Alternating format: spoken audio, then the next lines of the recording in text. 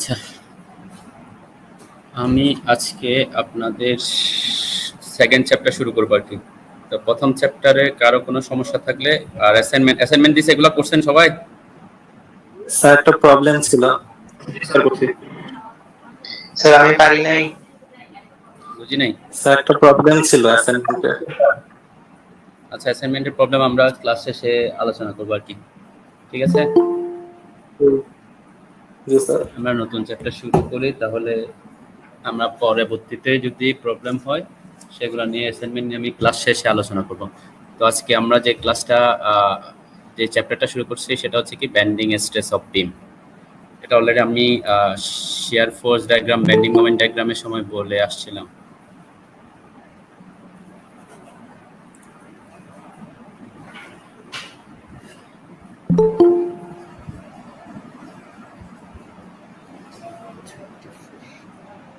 যাদের মাইক্রোফোনটা অন আছে অফ করে দিবেন আর কি। যদি কোনো কিছু না বোঝেন তখন আমাকে অন করে প্রশ্ন করবেন, যাতে কোনো সাউন্ড ইকো না হয় আর কি। তো আমরা বলছি কি বেন্ডিং স্ট্রেস, আমরা বলছিলাম কি যখন কোনো বিমের উপর এক্সটার্নাল লোড আসবে তখন কি হয়, বিমের মধ্যে ইন্টারনাল রেজিস্ট্যান্স ফোর্স ডেভেলপ করে। কি কি? সেটা হচ্ছে শিয়ার ফোর্স এবং বেন্ডিং মোমেন্ট। তো এই বেন্ডিং মোমেন্টের কারণে কি হয়, আমাদের কোনো একটা সেকশন ব্যান্ড করতে চাই অথবা ডিফ্লেক্ট হতে চাই।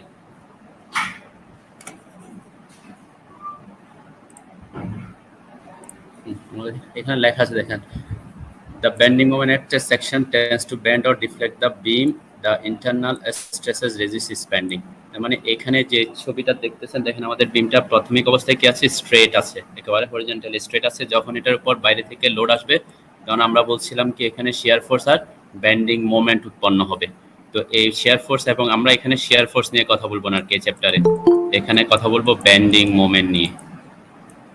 তো বেন্ডিং মোমেন্টের কারণে কি হতে চায়, এই বিমটা এই পাশে যে ছবিটা আছে এই ছবির মতো ব্যান্ড হতে চায় অথবা ডিফ্লেক্ট হতে চায়। আমরা বলছিলাম পজিটিভ বেন্ডিং, নেগেটিভ বেন্ডিং আলোচনা অলরেডি করে আসছি। পজিটিভ হলে নিচের দিকে ব্যান্ড করবে, আর নেগেটিভ বেন্ডিং হলে উপরের দিকে ব্যান্ড করবে। তো এখানে আমাদের ন্যাচারালি কি করবে, এই যে বিমটা আছে সেটা চাইবে কি তার প্রাথমিক যে অবস্থা, সে স্টেট অবস্থা, সেই অবস্থায় থাকতে চাইবে। সে থাকতে চাওয়ার কারণে সে কি করবে, ভিতরে একটা রেজিস্টিং ফোর্স ডেভেলপ করে।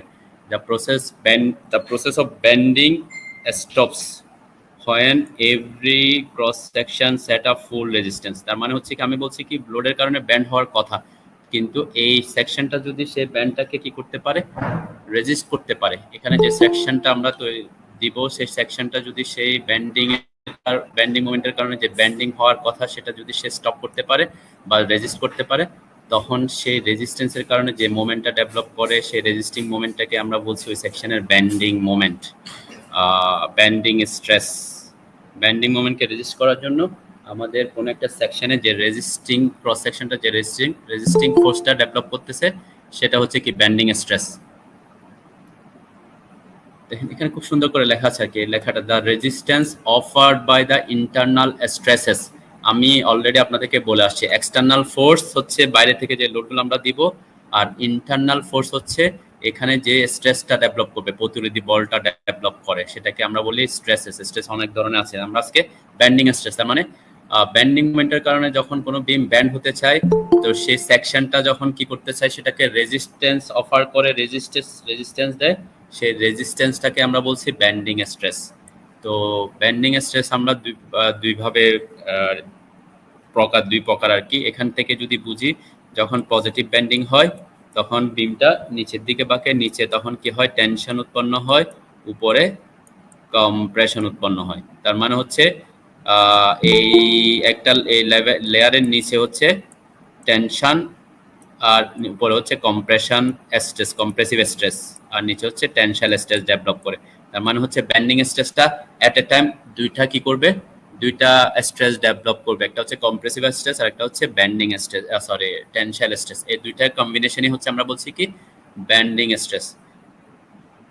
তো অ্যাকচুয়ালি আপনাদের বইয়ে দেখবেন, আপনারা যখন ডিজাইনে যাবেন তখন দেখবেন এটার অ্যাকচুয়ালি কাজটা কি। আমরা বলছি এখানে লোডের কারণে ব্যান্ডিং মোমেন্ট উৎপন্ন হচ্ছিল, ব্যান্ডিং মোমেন্টকে রেজিস্ট করবে কে, এখানে যে ব্যান্ডিং স্ট্রেসটা উৎপন্ন হচ্ছে তার কারণে আমরা যখন পরবর্তীতে দেখব, এখানে দেখব যে এখানে এভাবে একটা ডায়াগ্রাম দেখবো আর কি। এখানে হচ্ছে কম্প্রেশন আর এখানে হচ্ছে টেনশন।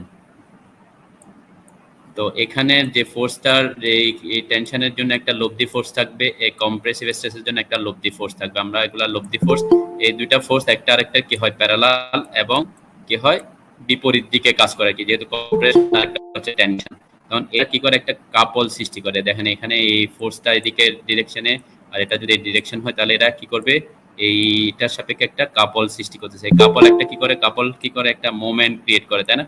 এই মোমেন্টটা হচ্ছে রেজিস্টিং মোমেন্ট। এই রেজিস্টিং মোমেন্টের কাজ কি হবে, এখান থেকে যে লোডগুলো আসার কারণে, লোডের কারণে যে বেন্ডিং মোমেন্ট উৎপন্ন হয় সেটাকে রেজিস্ট করার জন্য আমরা রেজিস্টিং মোমেন্ট।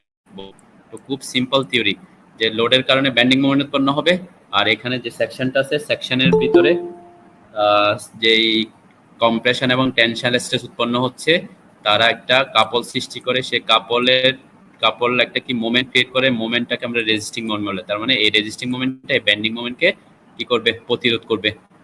তো কোন একটা সেকশন আমরা যখন ডিজাইন করব, এই সেকশনের কারণে যে রেজিস্টিং মোমেন্টটা উৎপন্ন হয়, সেই রেজিস্টিং মোমেন্ট যদি বেন্ডিং মোমেন্টের চেয়ে কি হয়, কম হয়, তার মানে হচ্ছে কি যদি কম হয় তাহলে সেকশনটা কি করবে, ফেল করবে, ব্যান্ড করে ফেল করে যাবে। তো এটাই হচ্ছে থিওরি। বেন্ডিং মোমেন্ট হচ্ছে লোডের কারণে, আর হচ্ছে রেজিস্টিং মোমেন্টটা হচ্ছে সেকশনের কারণে। সেকশনটা আমরা কিভাবে কি ম্যাটেরিয়ালস দিয়ে তৈরি করতেছি, সেকশনের প্রপার্টিজ, সেকশনের সাইজ, ডাইমেনশন, এগুলোর উপর নির্ভর করবে। তো এখান থেকে আমরা রেজিস্টিং মোমেন্টটা বের করি আর কি। তো এগুলো হচ্ছে ডিজাইনের কথাবার্তা। তো এখানকার যে বেসিকটা হচ্ছে কি, আমরা বলছি যদি কোনো সেকশন কি হয় লোডের কারণে ব্যান্ডিং মোমেন্ট উৎপন্ন হয়, সেটা যদি ব্যান্ড করতে চায় তাহলে সেই সেকশনটা যে রেজিস্ট্যান্সটা প্রোভাইড করবে সেটা ইন্টারনাল স্ট্রেসটাকে আমরা বলছি কি ব্যান্ডিং স্ট্রেস। তো ব্যান্ডিং স্ট্রেস অবশ্যই এখন আমরা বলতে পারি দুই প্রকার, একটা হচ্ছে কম্প্রেসিভ স্ট্রেস, একটা হচ্ছে টেনসাইল স্ট্রেস। তো যখন পজিটিভ হবে নিচে টেনশন, পজিটিভ ব্যান্ডিং হলে নিচে টেনসাইল স্ট্রেস উৎপন্ন ডেভেলপ করবে আর উপরে কম্প্রেসিভ স্ট্রেস ডেভেলপ করবে। আর যখন নেগেটিভ ব্যান্ডিং হবে তখন আমরা বলছিলাম বিমটা কি হয়, হগিং হয়। হগিং হলে উপরে টেনসাইল স্ট্রেস আর নিচে কম্প্রেসিভ স্ট্রেস ডেভেলপ করে। তাহলে আমি এখানে বলছি উপরে আর নিচে, তাহলে এখানে কথা আসতে পারে উপরে আর নিচে, কিসের উপরে আর কিসের নিচে, তাই না? তাহলে আমরা সেটা যদি আলোচনা করি,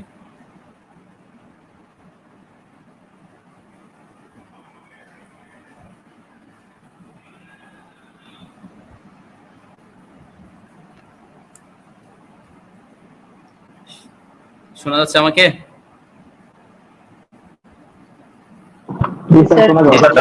শোনা যাচ্ছে।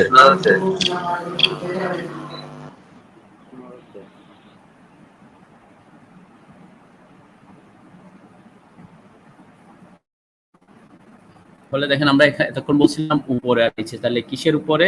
এখানে এই যদি আপনারা খেয়াল করেন এখানে একটা লেয়ার থাকবে এই বিমের, এখানে নিউট্রাল লেয়ার আমরা বলি এটাকে, আনডিফর্ম লংগিটিউডিনাল লেয়ার। কারণ হচ্ছে যখন কোনো বিমের উপর লোড প্রয়োগের কারণে সেটা ব্যান্ড হবে, যদি এই চিত্রে যেটা আছে সেটা হচ্ছে পজিটিভ ব্যান্ডিং দেখেছি আমি এখানে, তাহলে উপরে কি হচ্ছে কম্প্রেশন হচ্ছে, তার মানে তার দৈর্ঘ্যটা কি হচ্ছে, শর্টেন হচ্ছে, ছোট হইতে চাইবে। আর নিচে যেহেতু টেনশন হচ্ছে তাহলে নিচে দৈর্ঘ্যটা কি হতে চাইবে, বৃদ্ধি পেতে চাইবে। তাহলে আমরা যেহেতু বৃদ্ধি আর এখানে কম, তাহলে এখানে একটা লেয়ার থাকবে যেখানে কি হবে না, তার দৈর্ঘ্য বৃদ্ধিও ঘটবে না, হ্রাসও পাবে না। তার মানে এই যে লেয়ারটাতে আমরা বলছি এখানে একটা লেয়ার, যে লেয়ারে তার দৈর্ঘ্য বৃদ্ধিও করতেছে না, এবং তার মানে এখানে এই পাশের ছবিতে যেই দৈর্ঘ্য থাকবে এল, এখানের এই লাইনটা বরাবর দৈর্ঘ্য যদি আমরা পরিমাপ করি তখন এটার দৈর্ঘ্য পাবো আমরা এল, মানে একই সেম থাকবে, তার দৈর্ঘ্যের কি হবে না, চেঞ্জ হবে না, কোনো ডিফরমেশন হবে না এই লেন্থ বরাবর। তো এই যে লেয়ার বরাবর ডিফরমেশনটা হচ্ছে না, আমরা বলছি আনডিফর্ম লেয়ার, সেই আনডিফর্ম লেয়ারটাকে বলছি নিউট্রাল লেয়ার। তো এই নিউট্রাল লেয়ারের উপরে হচ্ছে কি পজিটিভ বেন্ডিং হলে দৈর্ঘ্য কমবে, আর যদি টেনশন হয়, নিচের দিকে টেনশন হয়, তখন দৈর্ঘ্য বৃদ্ধি পাবে। সেম উল্টাটা হবে কিসের ক্ষেত্রে, নেগেটিভ বেন্ডিং এ নিউট্রাল লেয়ারের উপরে দৈর্ঘ্য বৃদ্ধি পাবে আর নিউট্রাল লেয়ারের নিচে দৈর্ঘ্যটা হ্রাস পেতে চাইবে। তো এই হ্রাস না পাওয়ার জন্য যে স্ট্রেসগুলো ডেভেলপ করবে এটাকে আমরা বাইন্ডিং স্ট্রেস বলছি। কারণ এই ছবি যেহেতু 2D হয়তো অনেকের বুঝতে অসুবিধা হতে পারে, আমি একটা 3D ছবি দেখাচ্ছি। দেখেন এই অ্যাকচুয়ালি বিমটা 2D তে এভাবে দেখা গেল, 3D করলে আমাদের এইভাবে, যদি এটা রেক্ট্যাঙ্গুলার বিম হয় তাহলে এভাবে 3D তে দেখা যাবে, তাই না? তো এটাকে যদি আমরা লেয়ারটাকে ডিফাইন করি, দেখেন ছবিটা এভাবে দেখা যাচ্ছে, দেখতেছেন তো না ছবি? স্যার হ্যাঁ, এটা আমি একটা ক্রস সেকশন, আগের যে ছবিটা আছে এটাকে ক্রস সেকশন করে এখানে 3D তে দেখানোর চেষ্টা করছি যাতে আপনাদের বুঝতে সুবিধা হয়। এখানে যে লাইনটা ছিল, এখানে যে লাইনটা আমি লেয়ার হিসেবে দেখাইলাম, সেই লেয়ারটা হচ্ছে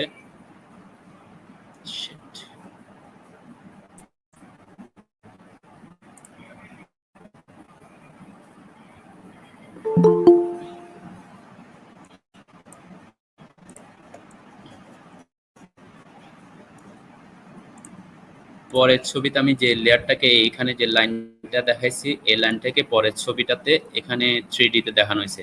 এই যে ব্লু কালারের লেয়ারটা, এই লেয়ার বরাবর, এটা হচ্ছে এই লেয়ার বরাবর আমাদের পুরা সেকশনে কি হবে না, দৈর্ঘ্য বৃদ্ধি বা হ্রাস হবে না। এই যে মাঝখানে যে লেয়ারটা আমি দেখাচ্ছি, আচ্ছা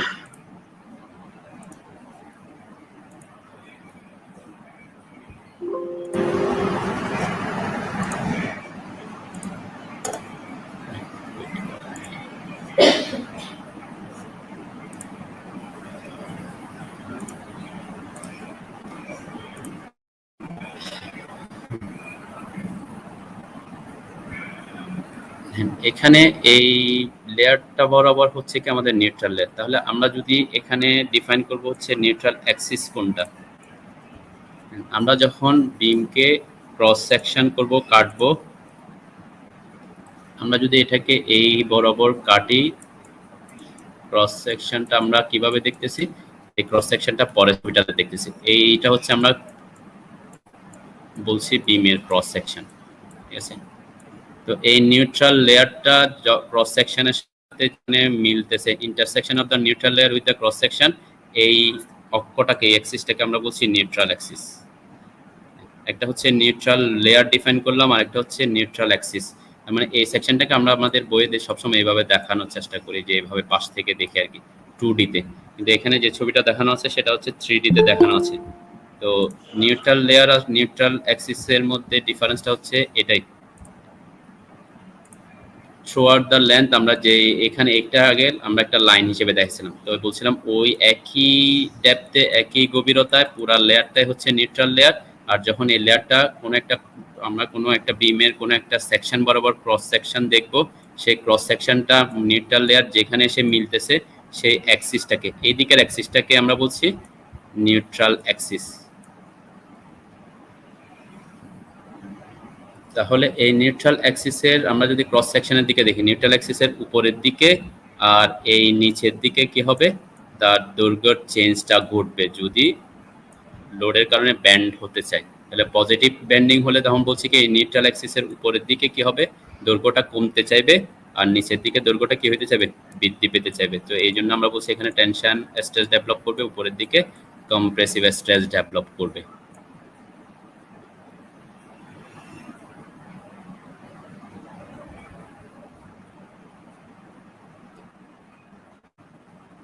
এখানে আমরা যখন ম্যাথমেটিক্যাল টার্মে যাব, একটা ফর্মুলা আছে ফ্লাক্সারাল ফর্মুলা। এই ফর্মুলা ড্রাইভ করার জন্য এই একটা বেসিক অ্যাজাম্পশন আপনাদেরকে ওখানে দেখবেন। প্রথমে হচ্ছে বলে কি, বিমটাতে অবশ্যই পিওর ব্যান্ডিং হতে হবে। তো এই শব্দটা আমরা আলোচনা করে আর কি, আমি ওখানে যাওয়ার আগে পিওর ব্যান্ডিংটা আমরা বলতে কি বুঝবো। পিওর ব্যান্ডিং আমরা এসএফডি বিএমডিতে দেখছি, বিমের উপর বিভিন্ন ধরনের লোড থাকে, তাই না? অনেক ধরনের লোড আসে, এর কারণে ব্যান্ডিং মোমেন্ট উৎপন্ন হয়। কিন্তু এই ফ্লাক্সারাল ফর্মুলা ফার্স্ট যে অ্যাজাম্পশন সেটা হচ্ছে বিমটাকে অবশ্যই পিওর ব্যান্ড হতে হবে। তাহলে পিওর ব্যান্ড কিভাবে হবে, বলছে beam is under pure bending when it is subjected to constant bending moment.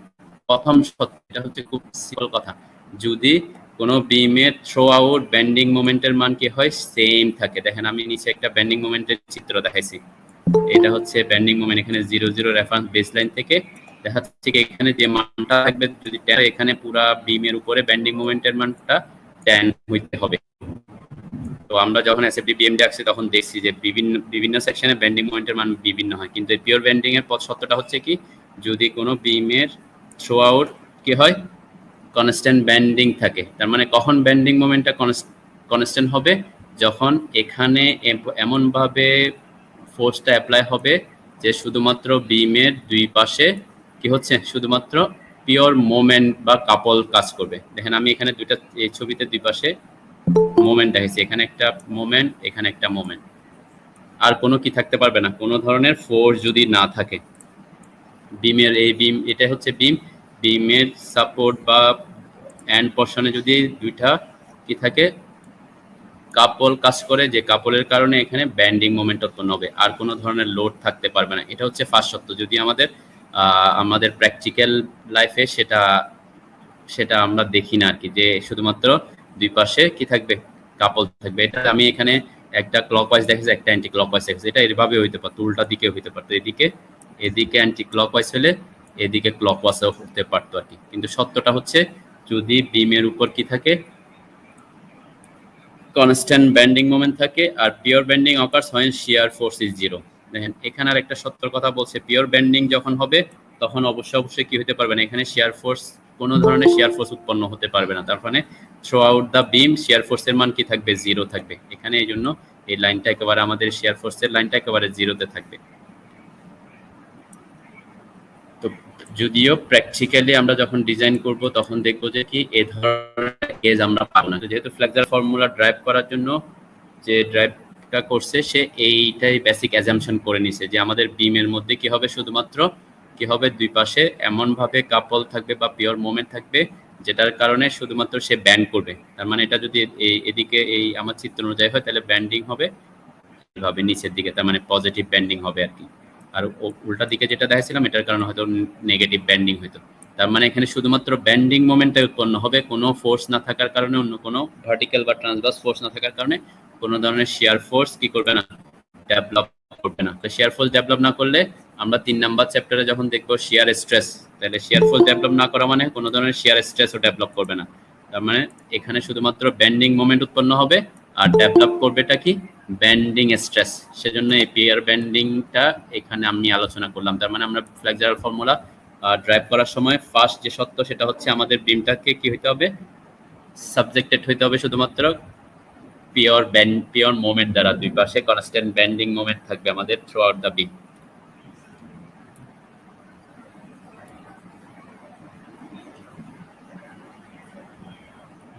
Next যে জিনিসটা আমাদের এখানে লাগবে সেটা হচ্ছে আমরা তখন নিউট্রাল অ্যাক্সিসের ব্যাপারে কথা বলছিলাম।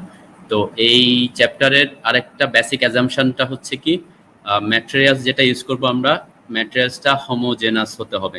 হোমোজেনাস মানে তো জানেন নাকি সবাই?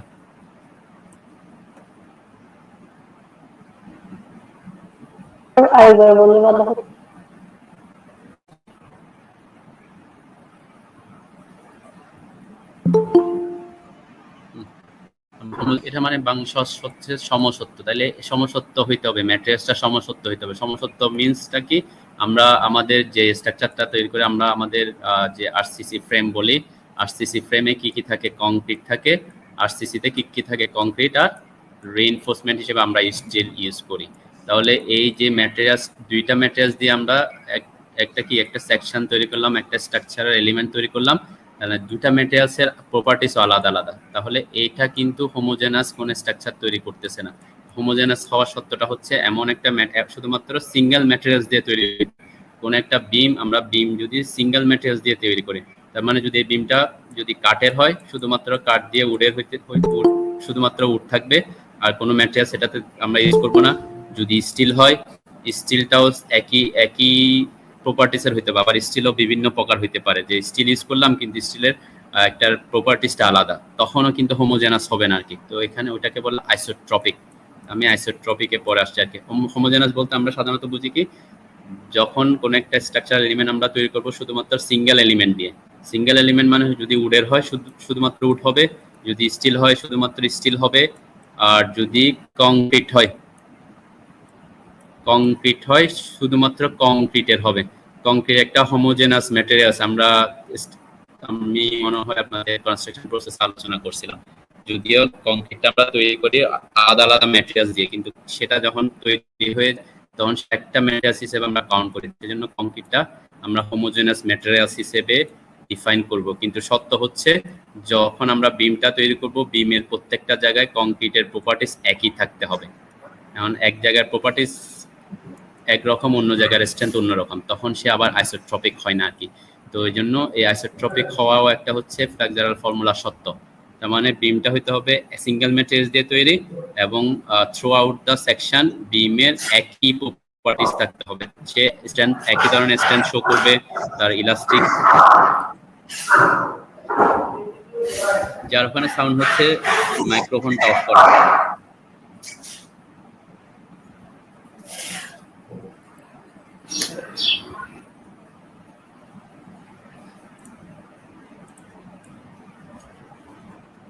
তাহলে আমরা 2 নাম্বার যে অ্যাজাম্পশনটা পাইলাম সেটা হচ্ছে কি ম্যাটেরিয়ালসটা হোমোজেনাস হইতে হবে এবং থ্রু আউট দ্য সেকশন তার প্রপার্টিস একই থাকতে হবে। তার মানে ম্যাটেরিয়ালসটা আইসোট্রপিকও হইতে হবে। তো এখানে আইসোট্রপিক হওয়ার পরে যেটা লেখা আছে দেখেন, এখানে যে ডিফরমেশনটা হবে, তার মানে ব্যান্ডিংটা হচ্ছে, ব্যান্ডিংটা প্লাস্টিক ব্যান্ডিং হতে পারবে না, প্লাস্টিক ডিফরমেশন হতে পারবে না। প্লাস্টিক না হওয়া মানে অবশ্যই ইলাস্টিক হতে হবে। তো আমি অ্যাজাম্পশনগুলো নিয়ে অন্য ক্লাসে আপনাদেরকে আলোচনা করবো আর কি, আজকে বেসিকে আমি ওদিকে যাচ্ছি না। তাহলে নিউট্রাল অ্যাক্সিস কোথায় হবে সেটার ব্যাপারে আমি এখানে বলছিলাম, যদি আমাদের যেই সেকশনটা আমরা বিমের সেকশনটা নিব, সেই সেকশনের ম্যাটেরিয়ালসটা যদি হোমোজেনাস হয় এবং সেখানে যদি কোনো প্লাস্টিক ডিফরমেশন না হয়, যদি ইলাস্টিক ডিফরমেশন হয়, তাহলে কি হবে, আমাদের নিউট্রাল অ্যাক্সিসটা সাধারণত হবে তার সেন্ট্রয়েড বরাবর। দেখেন এখানে লেখা আছে neutral Axis passes through the centroid. আপনার সেন্টার অফ গ্র্যাভিটি অলরেডি পড়ে আসছেন। তাহলে সেন্ট্রয়েড আমরা কখন বলি? জ্যামিতিক চিত্রের ক্ষেত্রে আমরা সেন্ট্রয়েড বলি, তাই না? যখন জ্যামিতিক চিত্র থাকে তখন সেন্ট্রয়েড, কোনো বস্তু থাকলে তখন আমরা সেন্টার অফ গ্র্যাভিটি। এই জন্য এখানে আমি শব্দটা সেন্ট্রয়েড লিখছি। সেন্ট্রয়েড কেন? এখানে আমি রেক্ট্যাঙ্গুলার, এগুলো হচ্ছে জ্যামিতিক চিত্র। তো এই যে আমাদের নিউট্রাল অ্যাক্সিসটা কোথায় হবে? তাহলে সেন্ট্রয়েড বরাবর। তাহলে রেক্ট্যাঙ্গেলের ক্ষেত্রে কোথায় হবে? মিডলে হবে। সব জায়গায় আমাদের সেন্টার অফ গ্র্যাভিটি বরাবর হবে, সরি সেন্ট্রয়েড বরাবর হবে, যেগুলো এগুলা জ্যামিতিক চিত্র। তো এখান থেকে এটা মনে রাখবেন নিউট্রাল অ্যাক্সিসের ব্যাপারে। আর সত্যটা হচ্ছে কি, আমাদের যদি ম্যাট্রিক্সটা হোমোজেনাস হয় এবং ইলাস্টিক ডিফরমেশনে থাকে, তাহলে আমাদের নিউট্রাল অ্যাক্সিসটা হবে ওই সেকশনের, ক্রস সেকশনের সেন্ট্রয়েড বরাবর। সেন্ট্রয়েড যেখানে হবে, যেমন এখানে ট্রায়াঙ্গেল দেওয়া আছে, ট্রায়াঙ্গেলের সেন্ট্রয়েড কোথায় হয়? আমরা যদি এখান থেকে বলি 1/3 অফ এইচ, আর উপর থেকে হলে 2/3 অফ এইচ, তাই না?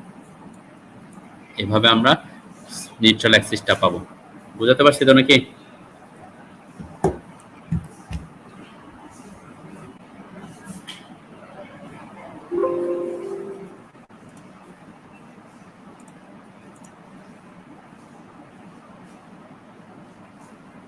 বুঝাতে পারছি? শুনতেছেন? মাঝে মাঝে মনে হয় আমি ডিসকানেক্ট হয়ে গেছি, কথা বলতে চলতেছে। আচ্ছা ঠিক আছে, তাহলে আমরা নিউট্রাল অ্যাক্সিস, নিউট্রাল লেয়ার নিয়ে আলোচনা করছি অলরেডি। তাহলে নিউট্রাল আমাদের বেসিক অ্যাজাম্পশন আর হচ্ছে যে ফর্মুলাটা ড্রাইভ, এটা আমি আপনাদেরকে এখানে লাইভে না করে আমি একটা ভিডিও করে আপনাদেরকে দিয়ে দিব, যদি আপনাদের বুঝতে অসুবিধা হয়, যদি দরকার হয় আর কি। তাহলে এখান থেকে আমরা যে ফর্মুলাটা ড্রাইভ করব সেটা হচ্ছে ফ্লেক্সারাল ফর্মুলা। দেখেন আপনাদের বইয়ে এই ধরনের একটা ফর্মুলা আপনারা দেখতে পারবেন, সেটা হচ্ছে ফ্লেক্সারাল ফর্মুলা বলি। ফ্লেক্সারাল ফর্মুলাটা হচ্ছে,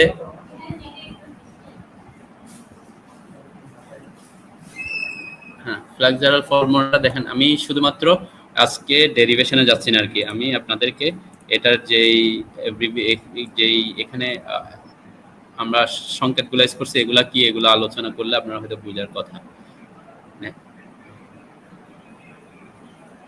তো ফ্লেক্সারাল ফর্মুলা লাস্টে যেটা আমরা পাচ্ছি কি, আপনাদের এক এক বইয়ে কিন্তু এটাকে এক একভাবে লেখা হয়। শিয়ার স্ট্রেস এখানে আমি এস দিয়ে ডিফাইন করছি, অনেক বইয়ে দেখবেন এটাকে সিগমা দিয়েও ডিফাইন করে।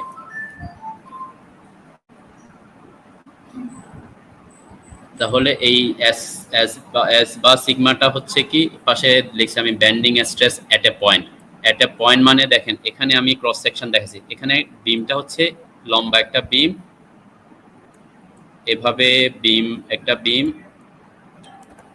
এখানে যদি সাপোর্ট থাকে সাপোর্ট, তাহলে আমরা এটাকে এখানে মাঝখানে কেটে দেখতেছি আর কি, এটা হচ্ছে আমাদের ক্রস সেকশন, এটা হচ্ছে ক্রস সেকশন, ঠিক আছে? তাহলে ক্রস সেকশনের ক্ষেত্রে আমরা বলছি কি, অবশ্যই আমাদের যে বেন্ডিং স্ট্রেসটা ডেভেলপ করবে সেটা ক্রস সেকশনের দিকে হবে। আমাদের লেন্থের সাথে সাথে আমাদের ব্যান্ডিং মোমেন্ট চেঞ্জ হবে, ব্যান্ডিং মোমেন্ট চেঞ্জ হলে ব্যান্ডিং স্ট্রেসও চেঞ্জ হবে। ঠিক আছে, তার মানে কোনো একটা সেকশন বরাবর কি হবে, আমাদের নিউট্রাল অ্যাক্সিস থেকে আমরা যত উপরের দিকে যেতে থাকবো তখন ব্যান্ডিং স্ট্রেসের মান চেঞ্জ হবে, যত নিচের দিকে যেতে থাকবো ব্যান্ডিং স্ট্রেসের মান চেঞ্জ হবে। সেটা আমরা এই ফর্মুলা থেকে দেখতে পারবো কিভাবে। দেখেন এসটা হচ্ছে ডিফাইন করছে আমরা ব্যান্ডিং স্ট্রেস এট এ পয়েন্ট। এটা পয়েন্ট বলতে কি বোঝাচ্ছে, আমাকে যে পয়েন্টে বের করতে বলবে আমাদের এই ক্রস সেকশনের নিউট্রাল অ্যাক্সিস থেকে একেবারে টপ যদি বলি আমরা এবারে উপরের ফাইবার, তখন হচ্ছে এটা ম্যাক্সিমাম ব্যান্ডিং স্ট্রেস হবে। আর যদি বলে যে এখান থেকে নিউট্রাল অ্যাক্সিস থেকে কোন একটা সার্টেন ডিসটেন্স আমাকে যদি বলে, সেটা যদি বলে ওয়াই দূরত্বে, তখন আমরা এই ওয়াই দূরত্বের ব্যান্ডিং স্ট্রেসটা নির্ণয় করব, এইখানকার স্ট্রেসটা। তো এখানে ওয়াই এর মানটা দেখেন দেয়া আছে, ওয়াইটা হচ্ছে কি vertical distance of point from the neutral Axis. Vertical distance আমি অলরেডি এখানে বলে ফেলছি, নিউট্রাল অ্যাক্সিস থেকে এই যে সেকশনটা আমরা বলছি যে পয়েন্টের কথা বলছি, সেই পয়েন্টের দূরত্বটাই হচ্ছে আমাদের এখানে ওয়াই এর মান হবে। এটা উপরের দিকে গেলে উপরে, নিচের দিকে গেলে নিচে। তাহলে ম্যাক্সিমাম যখন বলবো আমরা ব্যান্ডিং স্ট্রেস, যখন আমরা ম্যাক্সিমাম ব্যান্ডিং স্ট্রেসে যাব, তখন এটা যদি এস ম্যাক্স বের করতে বলে, তখন আমরা বের করব কি একেবারে সর্বোচ্চ দূরত্বটা, টপ ফাইবার এবং বটম ফাইবারের দূরত্বটা তখন আমরা ইউজ করব। তার মানে ওয়াই ম্যাক্স আর ম্যাক্সিমামটা আমরা ইউজ করব। তার মানে এখানে এসটার উপর নির্ভর করতেছে ওয়াইটা, আমরা এসটা কোন সেকশন বা সেকশনের কোন ভার্টিক্যাল ডিসটেন্সে কোন পয়েন্টে আমাকে বের করতে বলতেছে, সেটার উপর নির্ভর করে আমার ওয়াই এর ভ্যালুটা চেঞ্জ হবে। তাহলে এমটা হচ্ছে কি, এম হচ্ছে ব্যান্ডিং মোমেন্ট। ব্যান্ডিং মোমেন্ট আমরা বলছি কি কোত্থেকে পাবো, এক্সটার্নাল লোড দেওয়ার কারণে বিমে যে ব্যান্ডিং মোমেন্টটা উৎপন্ন হয়ে থাকে। তাহলে এক্সটার্নাল লোডের কারণে বিমে ব্যান্ডিং মোমেন্ট উৎপন্ন হয়ে থাকে। আমরা অলরেডি এই ডায়াগ্রামটা দেখে আসছি, shear force diagram, bending moment diagram. দেখেন বিমের এখান থেকে এই পর্যন্ত কিন্তু ব্যান্ডিং মোমেন্টের মান কোথাও সমান নাই, তাই না? এখানে দেখেন আমরা যদি দেখি চেঞ্জ হতে হতে বাড়তেছে, কমতেছে, বাড়তেছে, কমতেছে। তার মানে ব্যান্ডিং মোমেন্টের মানটা কিন্তু চেঞ্জ হচ্ছে।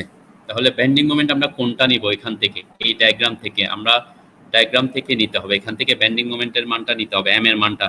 তাহলে আমাকে যদি বলে সর্বোচ্চ ব্যান্ডিং স্ট্রেস বের করো, অলরেডি বলছি যখন বলবে সর্বোচ্চ ব্যান্ডিং স্ট্রেস, তখন আমাদেরকে ব্যান্ডিং মোমেন্টের মান নিব, এম এর মান নিব সর্বোচ্চটা। এখানে সর্বোচ্চ আমাদের এই ডায়াগ্রামে 76.17।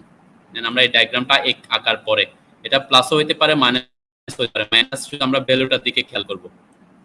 ঠিক আছে, তাহলে এমটা হবে কি আমাদের বিমের কোথায় ম্যাক্সিমামটা হচ্ছে সেটা, যদি সর্বোচ্চ ব্যান্ডিং স্ট্রেস বের করতে বলে।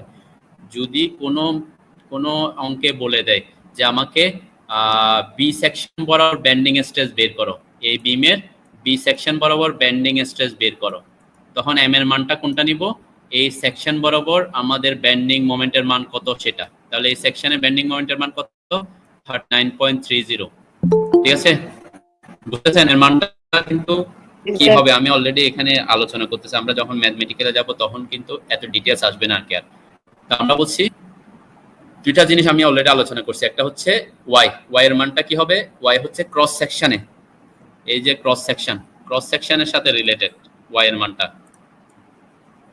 ঠিক আছে, তার মানে ওয়াইটা চেঞ্জ হচ্ছে কিসের সাপেক্ষে, নিউট্রাল অ্যাক্সিসের সাপেক্ষে। নিউট্রাল অ্যাক্সিস থেকে আমরা কোথায় বের করতেছি সেখানে দূরত্বটা। তো যখন ম্যাক্সিমাম বলবে ব্যান্ডিং স্ট্রেসের মান, তখন আমরা একেবারে ম্যাক্সিমামটা নিব। সেটা দুইটাই হইতে পারে, একটা হচ্ছে বটমে, একটা হচ্ছে টপে। কোনটা আমরা কখন নিব সেটা আমি একটু পরে আসি, যেহেতু এখান থেকে হইতে পারে, এখান থেকে হইতে পারে, তাই না, দুই দিকে হইতে পারে। তাহলে ওয়াই পাবো দুইটা আছে। কেন দুইটা, আমরা বলছি যখন পজিটিভ ব্যান্ডিং হবে, পজিটিভ ব্যান্ডিং, তাহলে পজিটিভ ব্যান্ডিং হলে নিউট্রাল অ্যাক্সিসের নিচে কি হবে, কি উৎপন্ন হবে, টেনশন। আর নিউট্রাল অ্যাক্সিসের উপরে কম্প্রেশন। এটার ব্যাপারে কেন কনফিউশন আছে স্যার? না স্যার, বুঝছি এটা। হ্যাঁ, যদি ব্যান্ডিং মোমেন্ট নেগেটিভ হয়, ব্যান্ডিং মোমেন্টের মান নেগেটিভ হয়, তাহলে ব্যান্ডিং কি হবে, ব্যান্ডিংও নেগেটিভ হবে, ব্যান্ডিংও হবে কি নেগেটিভ। তাহলে ব্যান্ডিংও নেগেটিভ, ব্যান্ডিং মোমেন্টের মান যদি কোনো সেকশন বরাবর বিমের নেগেটিভ ব্যান্ডিং মোমেন্ট পায়, তাহলে বিমটা ব্যান্ড করবেও নেগেটিভ। তাহলে নেগেটিভ ব্যান্ডিং হলে টপে কি হবে, টপে কি উৎপন্ন হবে, কোন ধরনের স্ট্রেস, টেনশন। হ্যাঁ, তখন ব্যান্ডটা অপোজিট দিকে হয়, তাই না? তখন তখন এই নিউট্রাল অ্যাক্সিসের উপরে আমরা বলছি এই ক্রস সেকশনের উপরে নিউট্রাল অ্যাক্সিসের উপরে তখন টেনশন হবে, আর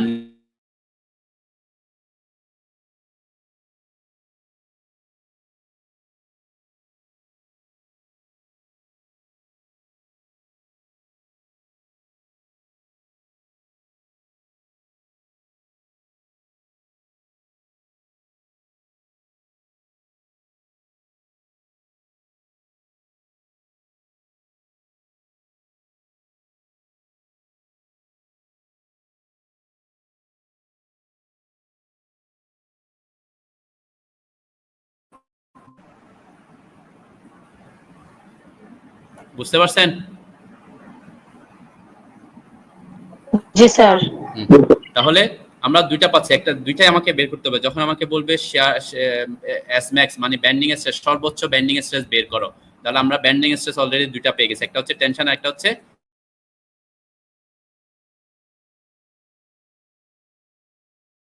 এর জন্য ওয়াই ম্যাক্স, আর নিচেরটা টেনশনের জন্য ওয়াই। তখন আমরা ওয়াই এর মানটা বের করবো, আমরা ম্যাথমেটিক্যালি যখন যাব আরো ডিটেইলসে বুঝতে পারবেন। তাহলে এখান থেকে যেটা আমরা বলছি কি ব্যান্ডিং মোমেন্টের মান, আমরা এম এর মান কোনটা নিব?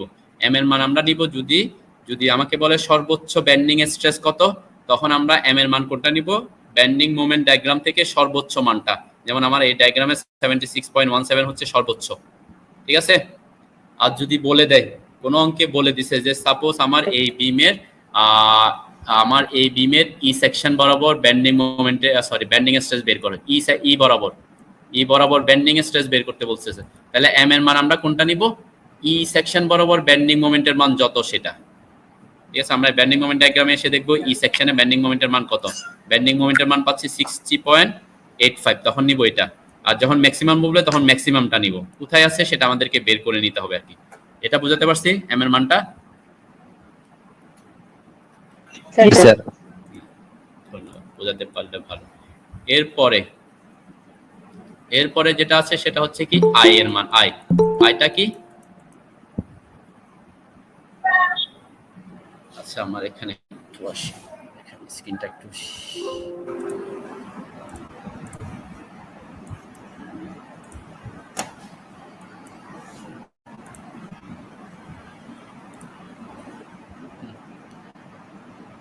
তাহলে আমরা এখন বলছি কি আমাদের আই নেক্সটটা হচ্ছে আইটা কোনটা নিব? আই হচ্ছে কি? আই হচ্ছে মোমেন্ট অফ ইনার্শিয়া। তো মোমেন্ট অফ ইনার্শিয়া আপনারা জানেন মোমেন্ট অফ ইনার্শিয়া আমরা সেকশনের সাপেক্ষে নিয়ে থাকি। তাহলে সেই সেকশনটা কোনটা? অবশ্যই এখানে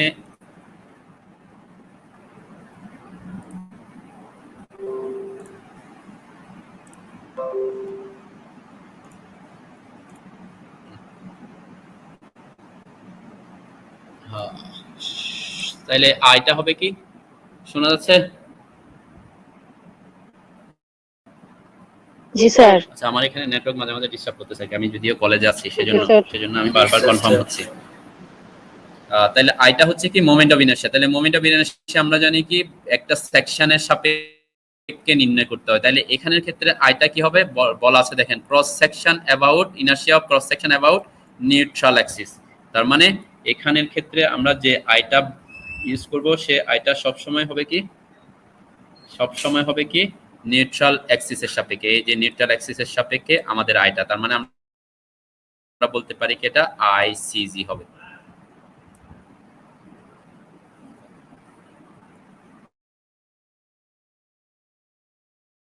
মোমেন্ট অফ ইনার্শিয়া কিসের সাপেক্ষে? নিউট্রাল অ্যাক্সিস, তার মানে এই যে নিউট্রাল অ্যাক্সিসের সাপেক্ষে।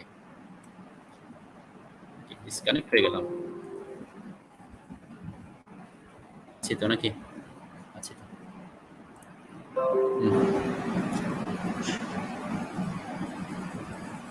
তাহলে এখনো আছে, আপনি আছেন আপনার ওখানে একটু আমার এখানে মাঝে মাঝে আমি শুনতে পাচ্ছি না কি সেজন্য। তাহলে আইটা হবে কি সবসময় মোমেন্ট অফ ইনার্শিয়াটা হবে কি নিউট্রাল অ্যাক্সিসের সাপেক্ষে। এবং এখানে কিন্তু আপনাদের সহজ হচ্ছে কি আমরা শুধুমাত্র এক ডিরেকশনে বের করব, শুধুমাত্র নিউট্রাল ক্রস সেকশনের উপরে আর নিচে।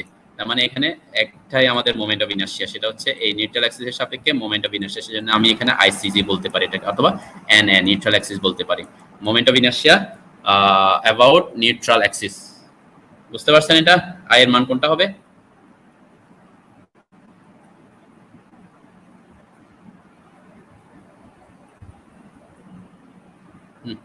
এরপরে এই দুইটা আমরা সাধারণত ম্যাথমেটিক্যাল টার্মে তেমন ইউজ একটা উদাহরণ দিয়ে বুঝাই। হ্যাঁ, উদাহরণ আমরা অঙ্ক যখন করব তখন অবশ্যই উদাহরণ আসবে। শুধুমাত্র এটা এখান থেকে মনে রাখবেন যে আইটা হবে নিউট্রাল অ্যাক্সিসের সাপেক্ষে। অত এটা তো বুঝছেন নাকি? সবসময় নিউট্রাল অ্যাক্সিসের সাপেক্ষে। জি স্যার। হ্যাঁ, এখানে আমি জাস্ট এগুলা অ্যাব্রিভিয়েশনটা বোঝা যাচ্ছে, তাহলে আপনাদের অসুবিধা হবে না। ওয়াই এর মানটা হবে কি নিউট্রাল অ্যাক্সিস থেকে দূরত্ব সবসময় উপরের দিকে হইলে উপরের দিকে কত দূরে, কত নিচে, আর আইটা হবে নিউট্রাল অ্যাক্সিসের সাপেক্ষে। আর এখানে এইগুলা এই ই আর আরটা আমরা সাধারণত তেমন ম্যাথমেটিক্যাল টার্মে ইউজ হয় না কেন?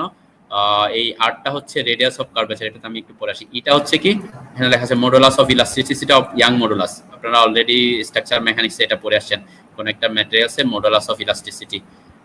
ই ইজ ইকুয়াল টু আপনারা পড়ে আসছেন না, ই সমানুপাতিক কি স্ট্রেস বাই স্ট্রেন, তাই না? পড়ে আসছেন তো মনে হয়, তাই না? স্ট্রেস স্ট্রেন, ওখান থেকে আমরা আমাদের কোন একটা ম্যাটেরিয়ালসের ক্ষেত্রে আমাদের অবশ্যই মডুলাস অফ ইলাস্টিসিটি জানা থাকে, কিন্তু নেক্সট যে অপশনটা আছে রেডিয়াস অফ কার্ভেচার, সেটা আমরা প্র্যাকটিক্যালি পাওয়াটা টাফ। তারপরে যেহেতু এটা ফ্লাক্সারাল ফর্মুলা, সেটা আমি একটু আলোচনা করে যাচ্ছি। আর বলছি কি রেডিয়াস অফ কার্ভেচার সেটা কি? আমার কাছে একটা চিত্র থাকার কথা। হ্যাঁ, চিত্র দেখতেছেন তো না সবাই? দেখেন, যখন বিমটা ব্যান্ড হয়েছে, বিমটা ব্যান্ড হওয়ার পর এরকম বিম কিন্তু এত ব্যান্ড হয় না। আমরা যাতে বোঝার জন্য আমি বেশি করে ব্যান্ড করছি, নাহলে আমি যদি অল্প করে ব্যান্ড করতাম তাহলে ব্যান্ডিংটা বোঝা যেত না। আমি যদি একেবারে স্লাইড করে ব্যান্ডিং করতাম, বিম কিন্তু এত ব্যান্ড হয় না, তাই না? ন্যাচারালি এত ব্যান্ড হয় না। আমি জাস্ট বোঝানোর জন্য এত ব্যান্ড করে দেখালাম আর কি। দেখেন, এই যখন ব্যান্ড হয় তাহলে এখানে একটা বৃত্তের মতো সৃষ্টি হচ্ছে, তাই না? দেখেন এই ফেসটা, এবং আমরা এটার যখন অ্যাজাম্পশন গুলোতে যাব তখন দেখবো এটা কি সমান থাকে। তার মানে এখানে একটা বৃত্তের মতো সৃষ্টি করতে পারি আমরা চাইলে, তাই না? এর প্রত্যেকটা লেয়ারেই এটা বৃত্তের মতো। তো এখানে এই রেডিয়াস অফ কার্ভেচারটা হচ্ছে কি আমাদের যখন আমরা এই বিমকে এই যে কার্ভটা হচ্ছে সেই কার্ভের যে সেন্টারটা হবে, সেন্টার থেকে আমরা বলছি নিউট্রাল অ্যাক্সিস পর্যন্ত দূরত্ব, নিউট্রাল লেয়ারের যে দূরত্ব, তার মানে এখানে যে কার্ভটা সৃষ্টি হচ্ছে সেই কার্ভের রেডিয়াসটা, এখান থেকে আমরা এটাও বলতে পারি রেডিয়াস। ঠিক আছে? তো এটা প্র্যাকটিক্যালি আমাদের পাওয়াটা টাফ, সেজন্য আমাদের এটা তেমন বেশি ইউজ হবে না। আমরা এই দুইটা জিনিসেই আমাদের ম্যাথমেটিক্যাল টার্মে ইউজ হয়ে থাকবে। ঠিক আছে? তো এই হচ্ছে মডুলাস অফ ইলাস্টিসিটি আর হচ্ছে রেডিয়াস অফ কার্ভেচার। তাহলে আমরা এখান থেকে বুঝতে পারছেন তো না এগুলা কোনটা কি? আমরা এস হচ্ছে বেন্ডিং স্ট্রেস, বা এটাকে অনেক সময় সিগমা দিয়ে ডিফাইন করে। তারপরে এটা কোথায় ক্রস সেকশনের বিভিন্ন পয়েন্টে বিভিন্ন মান হবে। তার মানে ওয়াই এর মান আমরা এখান থেকে এস সমান লিখতে পারি, এস সমান এম ওয়াই বাই আই। তাহলে এই বেন্ডিং স্ট্রেসের মানটা নির্ভর করতেছে বেন্ডিং মোমেন্টের উপর। বেন্ডিং মোমেন্ট অলরেডি আমরা বলছি কি আমরা পাবো, এটা লোডের উপর নির্ভর করবে। এটার মানটা লোডের কারণে ফিক্সড। আই হচ্ছে আইটা নির্ভর করবে সেকশনের উপরে, সেকশনটা কি ধরনের হচ্ছে, সেটা রেক্ট্যাঙ্গেল না ট্রায়াঙ্গেল না বৃত্তাকার, কোন ধরনের আমাদের সেকশন, সেটার উপরে আই এর মানটা নির্ভর করবে, তাই না? তাহলে সেটা সেকশনের জন্য সেই মানটাও ফিক্সড, চেঞ্জ হয় না। তাহলে এখানে চেঞ্জ হবে কি ওয়াই এর মানটা। ওয়াই এর মান কিভাবে চেঞ্জ হচ্ছে আমরা বলছিলাম, ক্রস সেকশনে নিউট্রাল অ্যাক্সিসের দূরত্ব, যত ওয়াই এর উপরের দিকে গেলে ওয়াই এর মান বাড়তে থাকবে, নিচের দিকে আসলে ওয়াই এর মান বাড়তে থাকবে। তার মানে বেন্ডিং স্ট্রেসটা কি হয়, ওয়াই এর সাথে আমাদের নিউট্রাল অ্যাক্সিস থেকে দূরত্বের সাথে সমানুপাতিক। এই জন্য আমরা বলি কিসের সাথে, নিউট্রাল অ্যাক্সিস থেকে আমাদের যে সেকশনটা যে পয়েন্টটা সেই পয়েন্টের দূরত্বের সাথে সমানুপাতিক। তার মানে দূরত্ব বাড়লে বেন্ডিং স্ট্রেসের মান কি হবে, বাড়তে থাকবে।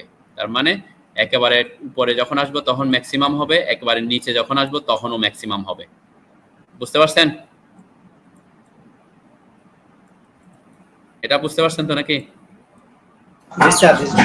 তাহলে এস ম্যাক্স আমরা দুইটা পাবো। দুইটা কেন বলছি, ওই যে বললাম যদি পজিটিভ হয় নিচেরটা টেনশন হবে, উপরেরটা কম্প্রেশন হবে, আর যদি নেগেটিভ হয় উপরেরটা টেনশন হবে, নিচেরটা কম্প্রেসিভ স্ট্রেস হবে। দুইটা, একটা হচ্ছে কম্প্রেসিভ স্ট্রেস আর একটা হচ্ছে টেনশন স্ট্রেস।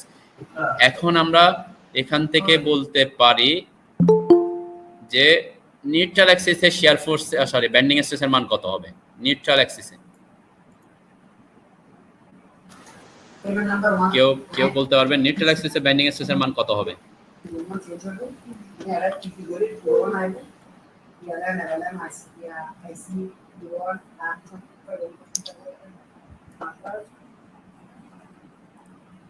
কারো মাথা কাজ করতেছে না নাকি?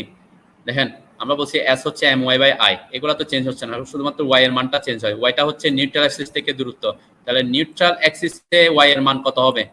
নিউট্রাল অ্যাক্সিস থেকে দূরত্ব, তার মানে নিউট্রাল অ্যাক্সিস হচ্ছে আমাদের রেফারেন্স লাইন, 0, তাহলে 0 হবে y এর মান। y এর মান 0 হইলে বেন্ডিং y এর মান যদি 0 হয় বেন্ডিং স্ট্রেস কত হবে?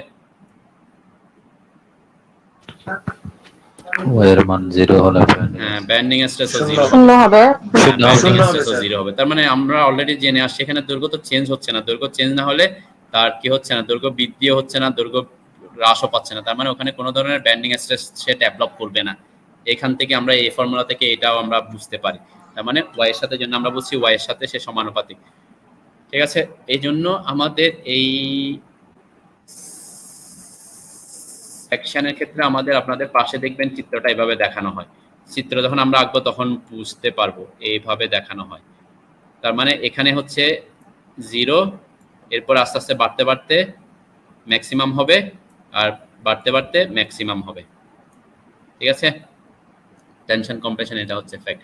তো এটা হচ্ছে এই সেকশনের মধ্যে দেখেন, এটা অনেকে আবার এটাকে ভুল বুঝে, এইভাবে আমরা এইভাবে দেখাই তো 2D তে দেখানোর কারণে অনেকে মনে করে যে এটা এই বিমের প্রত্যেকটা জায়গায় সেম, আসলে প্রত্যেকটা জায়গায় কিনা সেম না। আমরা বলছিলাম এইখানের বেন্ডিং মোমেন্টের মান আর এখানের বেন্ডিং মোমেন্ট, এটা হচ্ছে লেন্থ আর কি, দৈর্ঘ্য বরাবর বেন্ডিং মোমেন্টের মান কিন্তু সেম না, তাহলে এম এর মান কিন্তু থ্রু আউট দা চেঞ্জ হচ্ছে। তার মানে এটা হচ্ছে এই চিত্রটা হচ্ছে শুধুমাত্র একটা সেকশনের জন্য, যখন আমরা ক্রস সেকশন করে দেখতেছি এই একটা সেকশনের জন্য এরকম হয়। তার মানে এখানে বেন্ডিং মোমেন্টের মানটা চেঞ্জ হবে, কিন্তু বেন্ডিং স্ট্রেসটা এভাবে লিনিয়ারলি হয় আর কি, ইলাস্টিক হয়, আস্তে আস্তে বাড়তে বাড়তে ম্যাক্সিমাম হবে, আস্তে আস্তে বাড়তে বাড়তে ম্যাক্সিমাম হবে। ঠিক আছে, ক্লিয়ার? জি স্যার। তাহলে আমরা এখন একটা অঙ্ক দেখি, তাহলে আপনারা বুঝতে পারবেন। খুব ইজি, এই চ্যাপ্টারটা খুব ইজি আর কি, শুধুমাত্র এতক্ষণ আমি যা বলছি কোনটা কি সেটা যদি বুঝে থাকেন তাহলে ম্যাথমেটিক্যাল টার্মে কোনো প্রবলেম হওয়ার কথা না। দেখেন এখানে বলছে নিম্ন চিত্রে একটা টি প্রস্থচ্ছেদ, দেখেন এটা হচ্ছে ক্রস সেকশন, বিমটা কিন্তু লম্বাই আছে, বিম হচ্ছে এভাবে একটা লম্বা বিম আছে, সরি আমার লম্বা, কিন্তু এই বিমটা এখানে যে আগে যে আমি এইভাবে দেখাইছিলাম, এখানে রেক্ট্যাঙ্গেল দেখাইছিলাম তাই না, এখন হচ্ছে এখানে এসে সে টি সেকশন হয়ে যাবে, এখানে আর কি নাই, ওই যে এ বরাবর থাকবে না আর কি। মানে আমরা যদি এটাকে এভাবে আঁকতে চাই তাহলে উপরের দিকে থাকবে এভাবে, আর নিচের দিকে এইভাবে থাকে আর কি, টি সেকশন থাকবে। দেখেন এখানে এই অংশটা হচ্ছে এখানে ক্রস সেকশন দেখাইছি, মানে যেখানেই কাটি না কেন দেখতে টি এর মতো দেখা যাবে সেকশনটা, এটা তো বুঝতে পারছেন নাকি?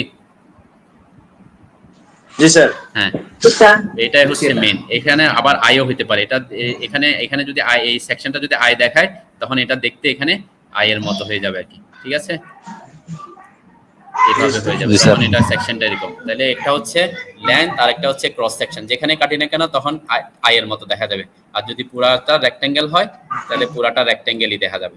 ঠিক আছে, জি স্যার। হ্যাঁ আমি ক্লাস শেষ করি। আর যদি এটা কি হয়, এটা যদি সার্কুলার হয় তাহলে থ্রু আউট দ্য সেকশন কি হবে, সার্কুলারই হবে। তো এটা হচ্ছে আমরা পাশে যেটা দেখাইছি এটা হচ্ছে ক্রস সেকশন, এটা যাতে আবার অনেকের সমস্যা না হয়। আর একটা হচ্ছে লেন্থের ব্যাপার, আর হচ্ছে আমাদের এখানে ক্রস সেকশনে কি হবে, বেন্ডিং স্ট্রেসটা চেঞ্জ হয় আর কি। তাহলে বলছে কি এই প্রস্থচ্ছেদের একটা বিম, এটা কাঠের, অবশ্যই আমরা বলছিলাম কি হইতে হয়, সমসত্ব হতে হয়, সেই হিসেবে এখানে বলছে কাঠের, সাধারণভাবে স্থাপিত বিম। সাধারণভাবে স্থাপিত বিম মানে কি, এক পাশে রোলার সাপোর্ট, এক পাশে হিঞ্জ থাকলে আরেক পাশে রোলার সাপোর্ট, অথবা অথবা কোনো ফিক্স সাপোর্ট নাই আর কি এখানে, এটা মনে রাখবে, এটা একটা কেস। তারপরে বলছে দৈর্ঘ্য 7 মিটার, তার মানে এখান থেকে এটা যে দৈর্ঘ্য সেটা বলছে 7 মিটার, প্রতি মিটার দৈর্ঘ্যে 200 কেজি লোড সমভাবে বিস্তৃত আছে। তার মানে এই বিমটার পুরাটা বিমের উপরেই সমভাবে বিস্তৃত লোড আছে কত করে প্রতি মিটারে 200 KG 200 KG KG per metre, কিন্তু এটা আবার অনেকে ভুল করবেন। তার মানে এটা আমরা ওমেগাও বলতে পারি, স্মল ডব্লিউ বলতে পারি, তাই না? আমরা ডিফাইন করি আর কি। তাহলে চিত্রটা তো বুঝতে পারছেন নাকি? 7 মিটার দৈর্ঘ্যের একটা বিম সাধারণভাবে স্থাপিত, যার পুরাটা বিমের উপরে 200 কেজি লোড প্রতি মিটারে সমভাবে বিস্তৃত আছে। আমাকে বলছে সর্বোচ্চ এবং সর্বনিম্ন ব্যান্ডিং পীড়ন নির্ণয় করো। তাহলে প্রথম সত্য হচ্ছে সর্বোচ্চ এবং সর্বনিম্ন। এরপরে বলছে নিরপেক্ষ অক্ষের উপরের দিকে সর্বোচ্চ এবং নিচের দিকে সর্বনিম্ন বিন্দু থেকে 5 সেন্টিমিটার পর পর। তার মানে ওয়াই এর মানটা চেঞ্জ হবে। নিচের অপশনটা তো হচ্ছে ওয়াই এর মানটা, এখানে দেখেন সর্বোচ্চ উপর দিকে সর্বোচ্চ, তার মানে উপর হচ্ছে এটা টপ। তাহলে এখান থেকে 5 মিটার পর পর আমাকে বের করতে বলছে, 5 মিটার পর পর 5 মিটার পর পর, আবার নিচ থেকে 5 মিটার পর পর বের করতে বলছে। তার মানে ওয়াই এর মানটা চেঞ্জ হবে আর কি, সেটা তো আমরা পরে আসি। আমরা ফার্স্ট কেজে আসি। ফার্স্ট কেজ বলছে কি সর্বোচ্চ এবং সর্বনিম্ন বের করতে বলছে। তাহলে সর্বোচ্চ এবং সর্বনিম্ন কোথায় হয়? সর্বোচ্চ ব্যান্ডিং আমরা অলরেডি বলে ফেলছি যে কোথায় হবে, টপে আর বটমে। হ্যাঁ, তাহলে এখানে দুইটা। প্রথম আপনাকে বুঝতে হবে এখানে উপরে টেনশন হচ্ছে না নিচে টেনশন হচ্ছে, কম্প্রেশন হচ্ছে, নাকি উপরে কম্প্রেশন হচ্ছে না নিচে টেনশন হচ্ছে, সেটা কিভাবে আমরা জানবো? মানে ব্যান্ডিংটা পজিটিভ হচ্ছে না ব্যান্ডিংটা নেগেটিভ হচ্ছে, কিভাবে বুঝবো? আমি বলছি মোমেন্টের মানের উপর নির্ভর করবে। মোমেন্টের মান যদি ব্যান্ডিং মোমেন্টের মান যদি পজিটিভ হয় তাহলে ব্যান্ডিং পজিটিভ হবে, ব্যান্ডিং মোমেন্টের মান যদি নেগেটিভ হয় তাহলে ব্যান্ডিং কি হবে? নেগেটিভ হবে। যার কারণে সাউন্ড হচ্ছে অফ করে দেন। তাহলে এখন আমাকে ফার্স্ট কেস হচ্ছে বুঝতে হবে যে ব্যান্ডিংটা আসলে কি হচ্ছে, পজিটিভ হচ্ছে না নেগেটিভ হচ্ছে, এবং আমরা বলছিলাম সর্বোচ্চটা বের করতে হবে, সর্বোচ্চ। তাহলে সর্বোচ্চ মানে হচ্ছে কি সর্বোচ্চ ব্যান্ডিং মোমেন্টটা লাগবে। তাহলে এখানে আমাদের দেখেন এরকম যদি কোনো বিমের উপর সাধারণভাবে স্থাপিত বিম থাকে, বিমের উপর যদি সমভাবে বিস্তৃত লোড থাকে, আপনাদের বইয়ে দেখবেন অনেকগুলো অপশন দেওয়া আছে সমভাবে বিস্তৃত লোড থাকলে কেমন হয়, মাঝখানে যদি পয়েন্ট লোড হয় এই ব্যান্ডিং মোমেন্টের মান কত হয়। আমি একটু এখানে আলোচনা করে যাই এটা আসলে কিভাবে বের করে। সমভাবে বিস্তৃত লোড থাকে মানে এই এই এই সাপোর্টের উপর যে লোডটা আসবে অর্ধেক আসবে, তাই না? সাপোর্ট রিঅ্যাকশন আমরা বলতে পারি। তার মানে এখানে যদি এল হয় ওমেগা এল বাই 2, যেহেতু কেজি পার মিটার, দেন কেজি পার মিটার, সেজন্য এল দিয়ে গুণ করছি। এদিকে ওমেগা ডব্লিউ এল বাই 2 আসবে, এখানে স্মল ডব্লিউ এল বাই 2 অথবা ওমেগা বলছি। তারপরে এখানকার শিয়ার ফোর্স ডায়াগ্রাম যদি আঁকেন তখন দেখবেন শিয়ার ফোর্স ডায়াগ্রাম এভাবে গিয়ে উপরের দিকে উঠবে। এটা কিন্তু আঁকতে হবে না, আমি জাস্ট বোঝার জন্য, আমরা সরাসরি মানটাই বের করব। এরপরে ব্যান্ডিং মোমেন্ট ডায়াগ্রামটা কি হবে? ব্যান্ডিং মোমেন্ট ডায়াগ্রামটা হবে কি এখান থেকে এভাবে উপরের দিকে যাবে কি, মানে এখানে মাঝখান পয়েন্টে মিডল পয়েন্টে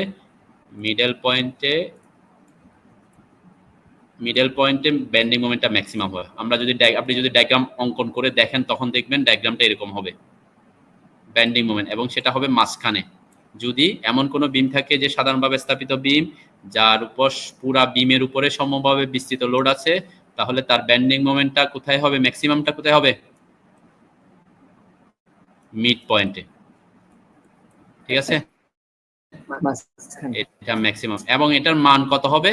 মানটা আপনারা যদি বের করেন তখন পাবেন এটার মানটা হয় হচ্ছে omega L square by 8।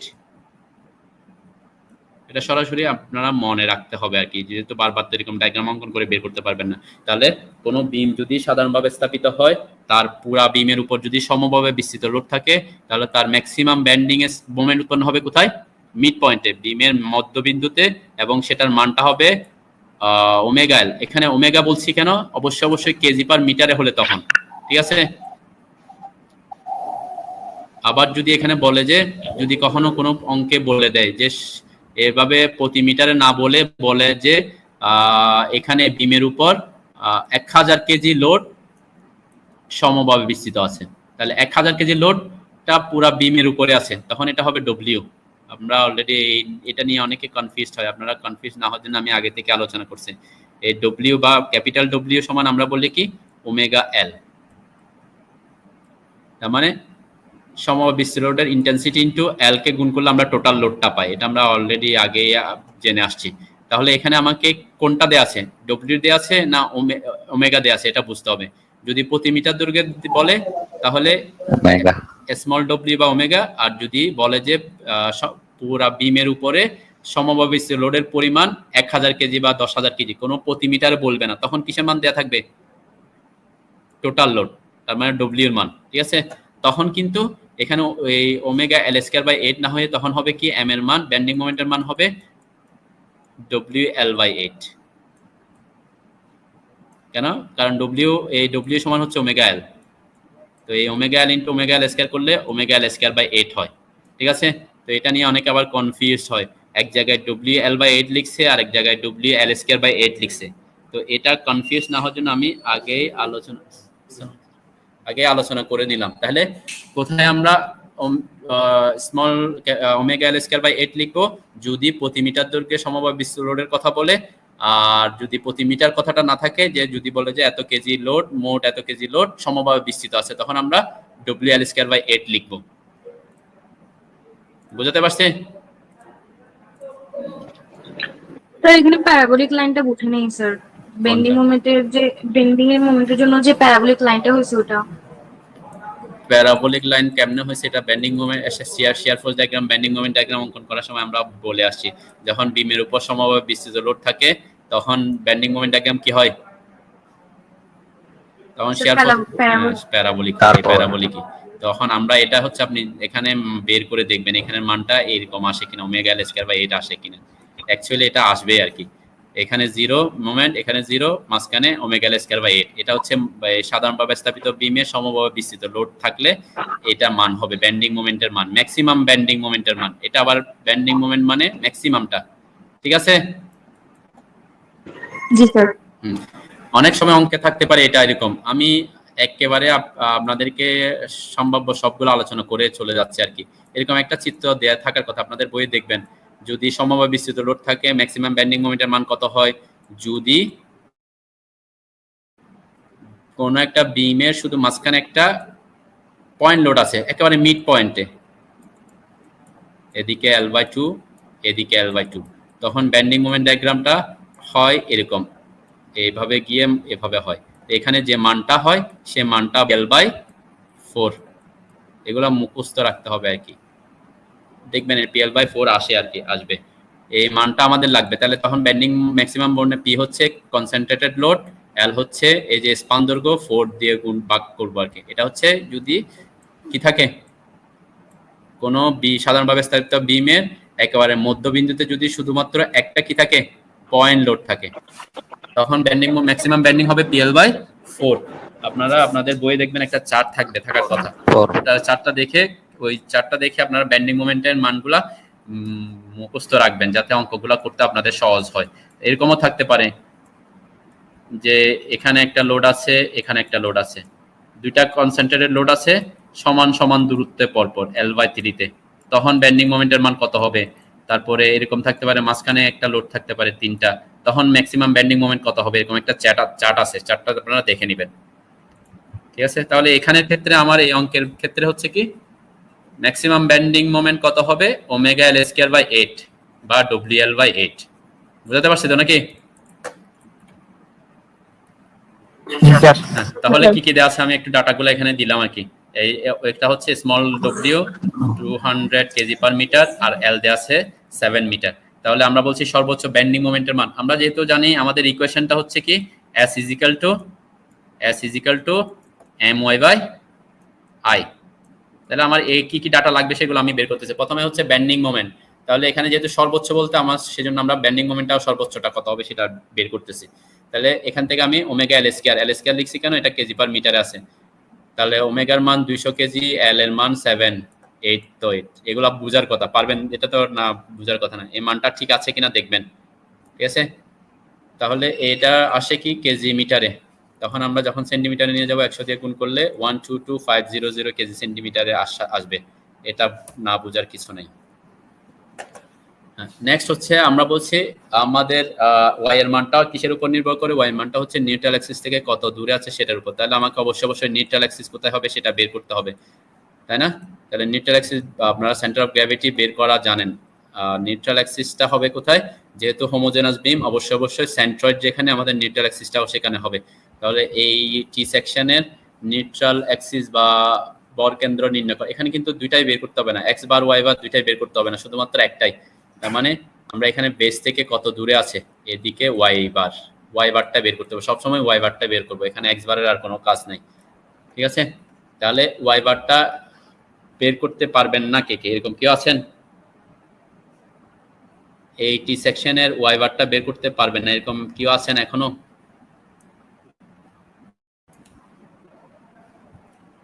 Sir আরেকটু বুঝে দেন। আচ্ছা, আরেকটু বুঝে দেন। এখানে আমরা কি করি? স্যার যদি প্রতিসম না হয় তাহলে কি স্যার দুইটাই বের করতে হবে? জি না, আমি এখানে এই কথাটা তো বলেই ফেলছি। এখানে প্রতিসম বলতে এই এক্স অক্ষের সাপেক্ষে আর ওয়াই অক্ষের সাপেক্ষে, এখানে এই ডিরেকশন বরাবর বেন্ডিং মোমেন্ট চেঞ্জ হয় না। আমাদের বেন্ডিং মোমেন্ট চেঞ্জ হয় কোথায়? নিউট্রাল অ্যাক্সিস থেকে উপরে নিচে, তাই না? এইদিকে যেখানে নিই না কেন বেন্ডিং মোমেন্ট, ওই সেকশনের সব জায়গায় কিন্তু বেন্ডিং স্ট্রেস সমান। এখানে যদি আমি নিই, এখানে বেন্ডিং স্ট্রেস যত, এখানে প্রত্যেকটা জায়গায় বেন্ডিং স্ট্রেস সেম। সেজন্য আমাদেরকে এই ডিরেকশনটা লাগবে না, এক্স বারটা লাগবে না, লাগবে কি শুধুমাত্র ওয়াই বারটা। ঠিক আছে? এখানে শুধুমাত্র ওয়াই বারটাই বের করতে হবে। প্রতিসম আর অপ্রতিসম নাকি প্রতিসম না, সেটা আসবে পরে। এখন আমার এই টি সেকশনটা কি এক্স অক্ষ সাপেক্ষে প্রতিসম? স্যার ওয়াই অক্ষের সাপেক্ষে। ওয়াই অক্ষের সাপেক্ষে তো আমার দরকার না, আমি বলছি এখানে আমার লাগবে ওয়াই বার। তাহলে কি লাগবে? ওয়াই বার লাগলে এক্স অক্ষ লাগবে, তাই না? এক্স অক্ষের সাপেক্ষে কি প্রতিসম? না, তাই না? না স্যার। তাহলে প্রতিসম না হলে আমাকে এখানে বের করতে হচ্ছে আর কি। তাহলে বের করতে হলে এখানে আপনারা যেভাবে বের করছেন, দুইটা সেকশনে আমি ভাগ করে নিলাম, 1 নাম্বার 2 নাম্বার। তাহলে আমরা জানি কি, যেহেতু দুইটা সেকশন, তাহলে a1 y1 plus a2 y2, যেহেতু দুইটাই সলিড অংশ, তাহলে প্লাস করতে হবে। তাহলে a1 প্লাস, এটা হচ্ছে বরকেন্দ্রের সূত্র বা সেন্ট্রয়েডের সূত্র, তাই না? এটা তো জানেন নাকি? জি স্যার। জি স্যার। তাহলে এখানে আমি মানগুলা বসেছি জাস্ট। 1 নাম্বার সেকশনের 1 হচ্ছে ক্ষেত্রফল কত? এখানে 10, এখানে 30, না সরি, 1 নাম্বার উপরেরটাকে দেখাইছে আর কি। এখানে 1 নাম্বার উপরেরটাতে দেখাইছে, 2 নাম্বার নিচেরটাকে দেখানো হয়েছে। তো সেজন্য ভ্যালুটা হচ্ছে 20 × 10। তাহলে এটা হচ্ছে 20, এটা হচ্ছে 10। ঠিক আছে? আর আমি এখানে অবশ্যই উপরে লিখে দিয়েছি, দেখেন আমি বলছিলাম রেফারেন্স লাইন দেখাতে হবে। তাহলে আমি বলছি distance of CG is y bar from base of the section. তাহলে আমি কোত্থেকে যাচ্ছে ওয়াই বারটা? বেস থেকে। এই যে বেস, টপ থেকে না কিন্তু, তাই না? কেউ যদি চাইতেন এখান থেকে টপ থেকে আসতেন, তখন বলে দিতে হইতো যে টপ থেকে, এখানে বেস থেকে না লিখে বলতেন টপ থেকে। ঠিক আছে? এটা কিন্তু গুরুত্বপূর্ণ একটা জিনিস আর কি, রেফারেন্সটা বোঝানো। আমি এই জন্য এই লাইনটা লিখছি। আমার ওয়াই বারটা আমি বের করতেছি থেকে, বেস থেকে কত দূরে আছে সেটা। ঠিক আছে?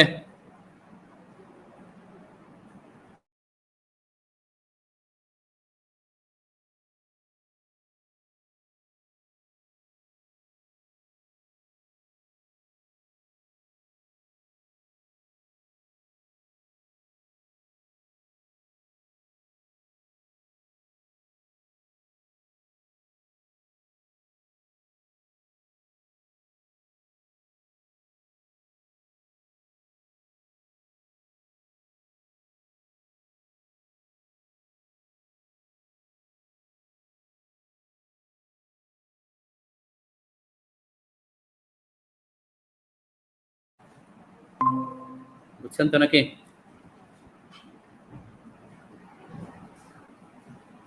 জি স্যার। এটা হচ্ছে 1 নাম্বার সেকশন। তাহলে 2 নাম্বার সেকশনের জন্য কি হবে? তাহলে 2 নাম্বার সেকশনের এরিয়া হচ্ছে 30 × 10। এটা হচ্ছে এই যে এটা প্রস্থ হচ্ছে 10 আর হাইটটা হচ্ছে 30। তাহলে এটা এরিয়া পেলাম। y2 কত হবে? বেস থেকে দূরত্ব। তাহলে বেস থেকে এটার অর্ধেকের দূরত্ব হচ্ছে কত?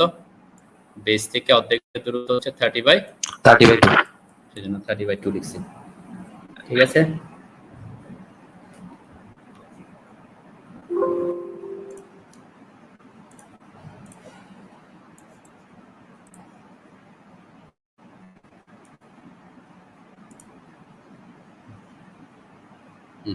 নেক্সটে আমরা নিচে তো হচ্ছে ক্ষেত্রফল, এটা তো পারার কথা। ক্ষেত্রফল a1 a2 20 × 10 আর 30 × 10 এটা করলে আমাদের যে ভ্যালুটা আসে সেটা হচ্ছে 23.23 সেন্টিমিটার। এটা আসে কিনা আপনারা চেক করে দেখবেন।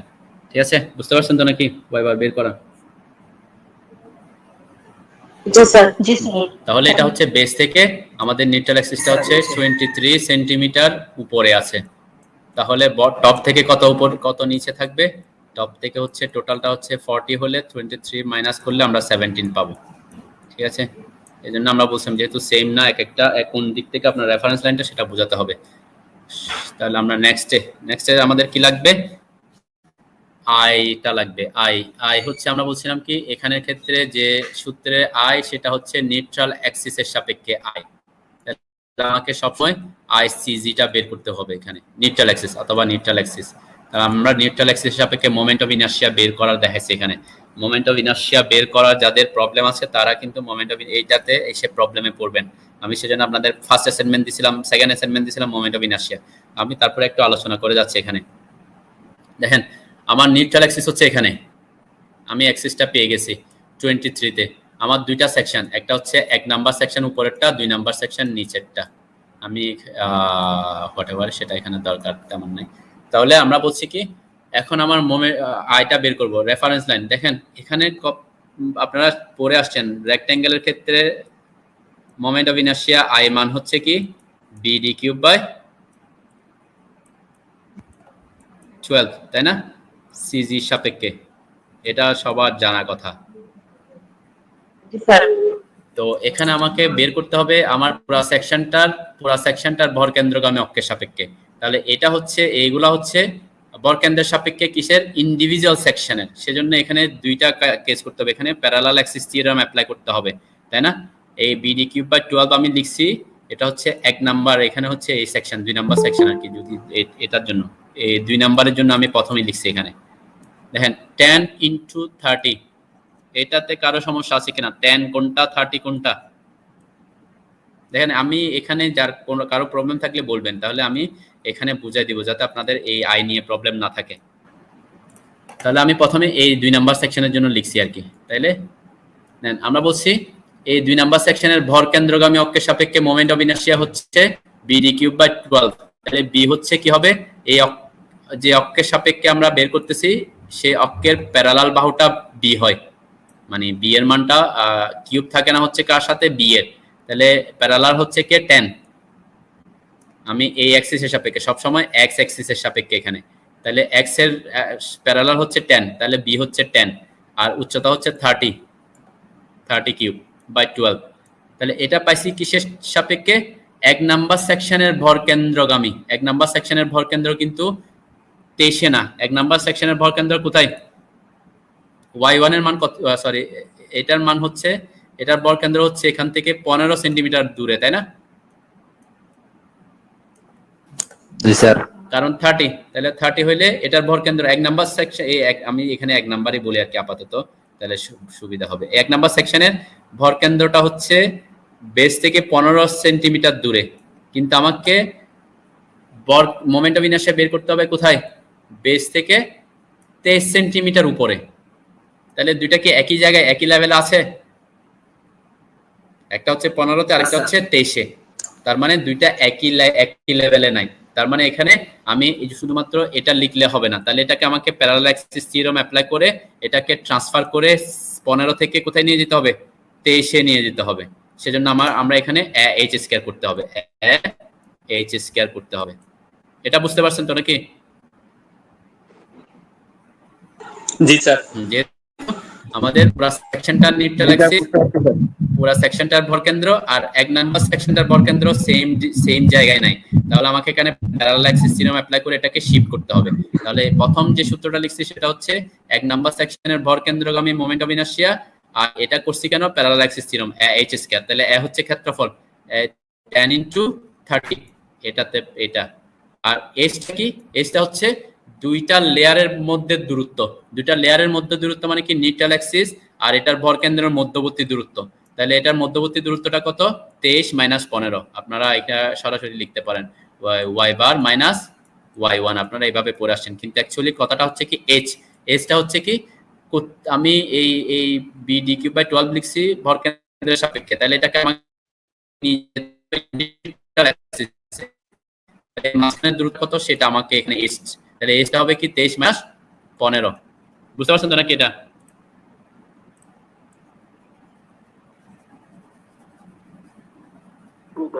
তাহলে এইচ স্কয়ার সেজন্য এইচ স্কয়ার দিলাম।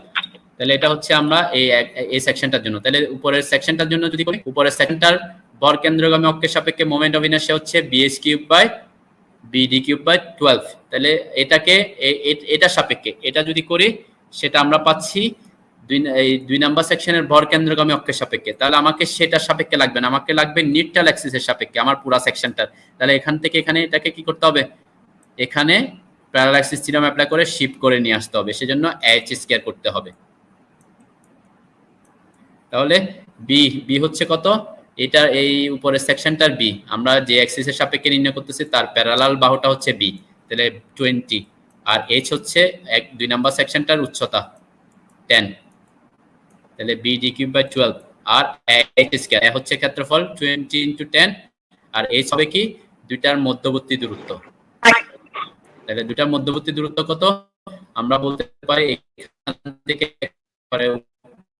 উপর থেকে এই পর্যন্ত দূরত্ব মাইনাস এটা, তাহলে আমরা এই এইচটা পাবো, h2টা পাবো। তার মানে হচ্ছে y2 মাইনাস y বার আর কি, ঠিক আছে? এখানে y বার লিখছি, একটু y বার মাইনাস y লিখছি, বাট সেটা ফ্যাক্ট না, কারণ স্কয়ার আছে সেজন্য মাইনাস ক্যান্সেল হয়ে যায়। তাহলে 23 হচ্ছে y বার, আর এটা হচ্ছে y2 হচ্ছে, y2 তো আমরা আগে বের করে দেখছি, এখান থেকে 30 বেস থেকে, আর এটা হচ্ছে 10/2 5, তাহলে 35। এটা বুঝতে পারছেন সবাই? এখানে 23 মাইনাস 25 35। জি স্যার। তাহলে শেষ, তাহলে সবাই পারবে নাকি এই চ্যাপ্টারে? আর কারো কোনো সমস্যা হবে না, শুধুমাত্র বেন্ডিং মোমেন্ট, সরি আমাদের বেন্ডিং মোমেন্টের মানটা আর হচ্ছে আইসিজিটা লাগে। তাহলে আমরা আইসিজিটা, এটা পেলুড যেটা আমি লিখছি সেটা ঠিক আছে কিনা আপনারা চেক করে দেখবেন, এবং সেটার একক হবে সব কিছু যেহেতু সেন্টিমিটারে, এটার একক হবে cm⁴, ঠিক আছে? তাহলে আমরা কি কি পাইলাম, আমরা কি কি পাই গেছি অলরেডি, এম পাইছি, ওয়াই পাইছি, এম পাইলাম এখানে সর্বোচ্চটা, ওয়াই পাইলাম, তারপরে আইসিজি পাইলাম। এখন কথা হচ্ছে, এখন একটু সাউন্ড অফ করেন যার আপনার সাউন্ড হচ্ছে। তাহলে আমি অলরেডি ডিসিশন নিয়ে ফেলছি উপরে কি হচ্ছে, যেহেতু বিমের বেন্ডিং মোমেন্ট ডায়াগ্রামটা সবসময় এরকম হয়, নিউট্রাল অ্যাক্সিসের উপরে পজিটিভ বেন্ডিং হয়, ঠিক আছে? যদি সমভাবে বিস্তৃত লোড থাকে সাধারণভাবে স্থাপিত বিমের উপর, তাহলে through out the beam bending moment কি হয়, পজিটিভ হয়। পজিটিভ বেন্ডিং মোমেন্ট হইলে বেন্ডিংটাও কি হবে, পজিটিভ হবে। তাহলে পজিটিভ বেন্ডিং হওয়া মানে বিম কোন দিকে বাঁকবে, নিচের দিকে, নিচের দিকে বাঁকবে। তাহলে নিচের দিকে বাঁকা মানে নিউট্রাল অ্যাক্সিসের নিচে কি হবে, টেনশন, আর উপরে আর কম্প্রেশন, ঠিক আছে? এটা হচ্ছে ওখান থেকে আমি বেন্ডিং মোমেন্টের উপর নির্ভর করে নিলাম, যে তাহলে আমি এখানে সেজন্য লিখছি সর্বোচ্চ বেন্ডিং পীড়নের মান বের করতেছি। প্রথমটা লিখছি এস সি, সি মানে হচ্ছে কম্প্রেশন, তার মানে টপে, একেবারে টপে, আর টি দিয়ে বুঝাইছি টেনশন, একেবারে বটমে। তার মানে সর্বোচ্চ কোথায় হয়, টপে আর বটমে, এটা আমি অলরেডি বলে আসছি। তার মানে উপরে সর্বোচ্চ কম্প্রেসিভ স্ট্রেস আর নিচে সর্বোচ্চ টেনসাইল স্ট্রেস, সেজন্য এখানে এম এর মান কিন্তু সেম, এম এর মান সর্বোচ্চ বেন্ডিং মোমেন্টের মান, এখানেও যা এখানেও তা, বেন্ডিং মোমেন্ট যাতে সর্বোচ্চ বেন্ডিং মোমেন্ট আমরা একটা মান পাবো। আর আই এর মান এখানেও যা এখানেও তা, আই এটা হচ্ছে সিজির সাপেক্ষে, তাই না? তার মানে আমি ওখানে যেটা পাইছি সেটাই, শুধুমাত্র চেঞ্জ হয়েছে কে, ওয়াই এর মানটা। তাহলে এটা হচ্ছে ওয়াইসি, এটা হচ্ছে ওয়াইটি। তাহলে ওয়াইসি আর ওয়াইটি কিভাবে ডিফাইন করছি দেখেন, আমরা বলছিলাম ওয়াই এর মান হচ্ছে নিউট্রাল অ্যাক্সিসের সাপেক্ষে, তাহলে নিউট্রাল অ্যাক্সিসের সাপেক্ষে যদি হয় ওয়াইসি, এটা হচ্ছে নিউট্রাল অ্যাক্সিস। নিউট্রাল অ্যাক্সিস থেকে এই যে টপ ফাইবারের দূরত্ব কত আর বটম ফাইবারের দূরত্ব কত, তাহলে বটম ফাইবারের দূরত্ব আমরা অলরেডি জানি 23, তাহলে উপরটা কত 17, 40 থেকে 23 মাইনাস করলে 17 পাই, তাই না? সেজন্য আমি এখানে 17 Yes, sir. লিখছি, সেজন্য আমি এখানে 17। এটা হচ্ছে সর্বোচ্চ টপ ফাইবার, আর এখানে যেহেতু পজিটিভ বেন্ডিং সেজন্য কম্প্রেশন, তাহলে 17 লিখলাম। আর বটমে হচ্ছে টেনশন, এবং সর্বোচ্চ একেবারে বটম ফাইবারের দূরত্ব হচ্ছে কত, নিউট্রাল অ্যাক্সিস থেকে 23, সেজন্য 23 লিখলাম। বুঝতে পারছেন? জি স্যার। ভ্যালুটা বের করবেন একক হবে। এটা যেহেতু কেজি সেন্টিমিটারে ছিল, এটা সেন্টিমিটার টু দি পাওয়ার 4, একক ঠিক থাকে, একক কিন্তু একই লিখবেন না, এটা সেন্টিমিটার, তাহলে কেজি সেন্টিমিটার স্কয়ার আসবে। ক্ষেত্রফল হচ্ছে ফোর্স বাই এরিয়া, আমরা স্ট্রেস এটা জেনে আসি, তাই না? তাহলে ভ্যালুগুলো ঠিক আছে কিনা দেখি। বুঝতে পারছেন তো নাকি? সর্বোচ্চ বেন্ডিং, তাহলে যদি বলে যে সর্বোচ্চ বেন্ডিং পীড়ন বের করেন, তাহলে কয়টা বের করতে হবে?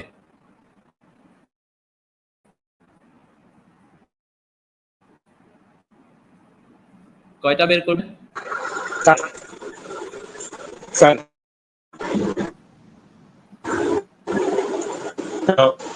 স্যার এটা কি আসছে স্যার, এটা বুঝতে পারিনি স্যার। কোনটা? 40 থেকে 23 বিয়োগ দিয়ে 17, হ্যাঁ। পুরা টোটাল হচ্ছে 17টা 40। 17টা কিভাবে? হ্যাঁ, পুরা টোটাল হচ্ছে 30 প্লাস 10 40। তাহলে এই বেস থেকে নিউট্রাল অ্যাক্সিসের দূরত্ব 23, তাহলে নিউট্রাল অ্যাক্সিস থেকে টপের দূরত্ব কত হবে? 40 মাইনাস 23, 17। বুঝতে পারছেন? জি স্যার, বুঝছি স্যার। জি স্যার। তাহলে কোথায় ছিলাম? তাহলে সর্বোচ্চ বেন্ডিং পীড়ন কয়টা হবে?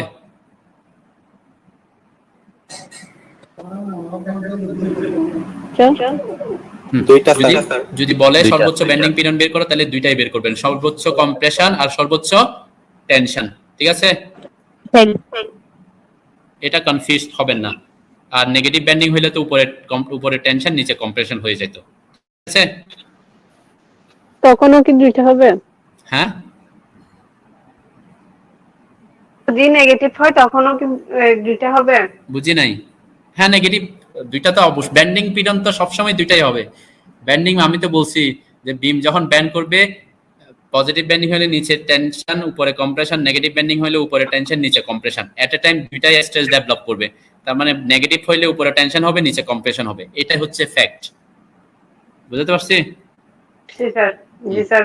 তো এটার ক্ষেত্রে এখানে আপনাদের অঙ্কে তো থাকবে না। যদি এরকম হইতো যে বলতো আপনাকে, আমি একটু বোঝার জন্য বলতেছি আর কি, কখন হইতো আসলে অ্যাকচুয়ালি। দেখেন এখানে এই ডায়াগ্রামে দেখেন সবটা এই পর্যন্ত কিন্তু পজিটিভ ছিল, এখানে এসে নেগেটিভ হয়েছে না? নেগেটিভ হয়েছে না বেন্ডিং মোমেন্টের মান? জি স্যার। তো যদি বলতো যে বিমের এই সেকশন বরাবর বেন্ডিং মোমেন্টের শিয়ার স্ট্রেস, বেন্ডিং স্ট্রেস নির্ণয় করো, তাহলে এই 2.69 এটা কি মাইনাস না? জি স্যার। তাহলে তখন নেগেটিভ বেন্ডিং মোমেন্ট, তাহলে বেন্ডিং মোমেন্টের মান নেগেটিভ হলে বেন্ডিং কি হবে? বেন্ডিং উপরের দিকে হবে। নেগেটিভ হবে, তাহলে তখন উপরে টেনশন নিচে কম্প্রেশন হইতো। বুঝতে পারছে? জি স্যার। জি স্যার। আমার ওখানের ক্ষেত্রে হচ্ছে ম্যাক্সিমামটা, আর ম্যাক্সিমামটা ছিল পজিটিভে, সেজন্য আমরা ওখানে পজিটিভ বলছি। ঠিক আছে? স্যার। Good. সহজ না? জি হ্যাঁ sir. Sir. Next. Sir sir আজকে আমাদের ক্লাসটা কি ইউটিউবে আপলোড করা হবে? ইউটিউবে অলরেডি লাইভ চলতেছে। স্যার অ্যাটেন্ডেন্স লিংকটা তো এখনো দেন নাই। আপনার যদি ক্লাস ভালো না লাগে চলে যান, অ্যাটেন্ডেন্স নিয়ে এত চিন্তা করেন কেন?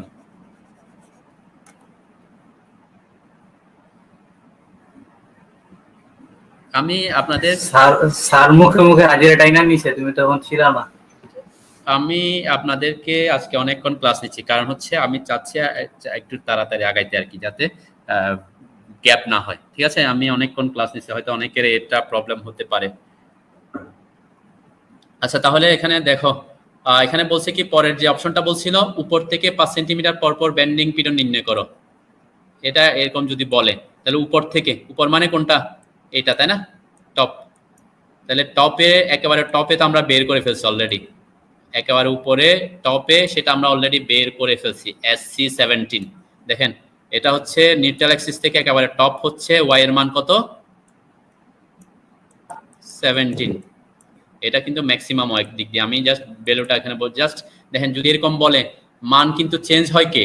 আমি আগেই বলে আসছিলাম এম আর আই এর মানটা কিন্তু কোনো একটা সেকশন বরাবর চেঞ্জ হয় না, তাই না? আই এর মান তো চেঞ্জ হবেই না, যেহেতু এটা সেকশনটা একই থাকবে।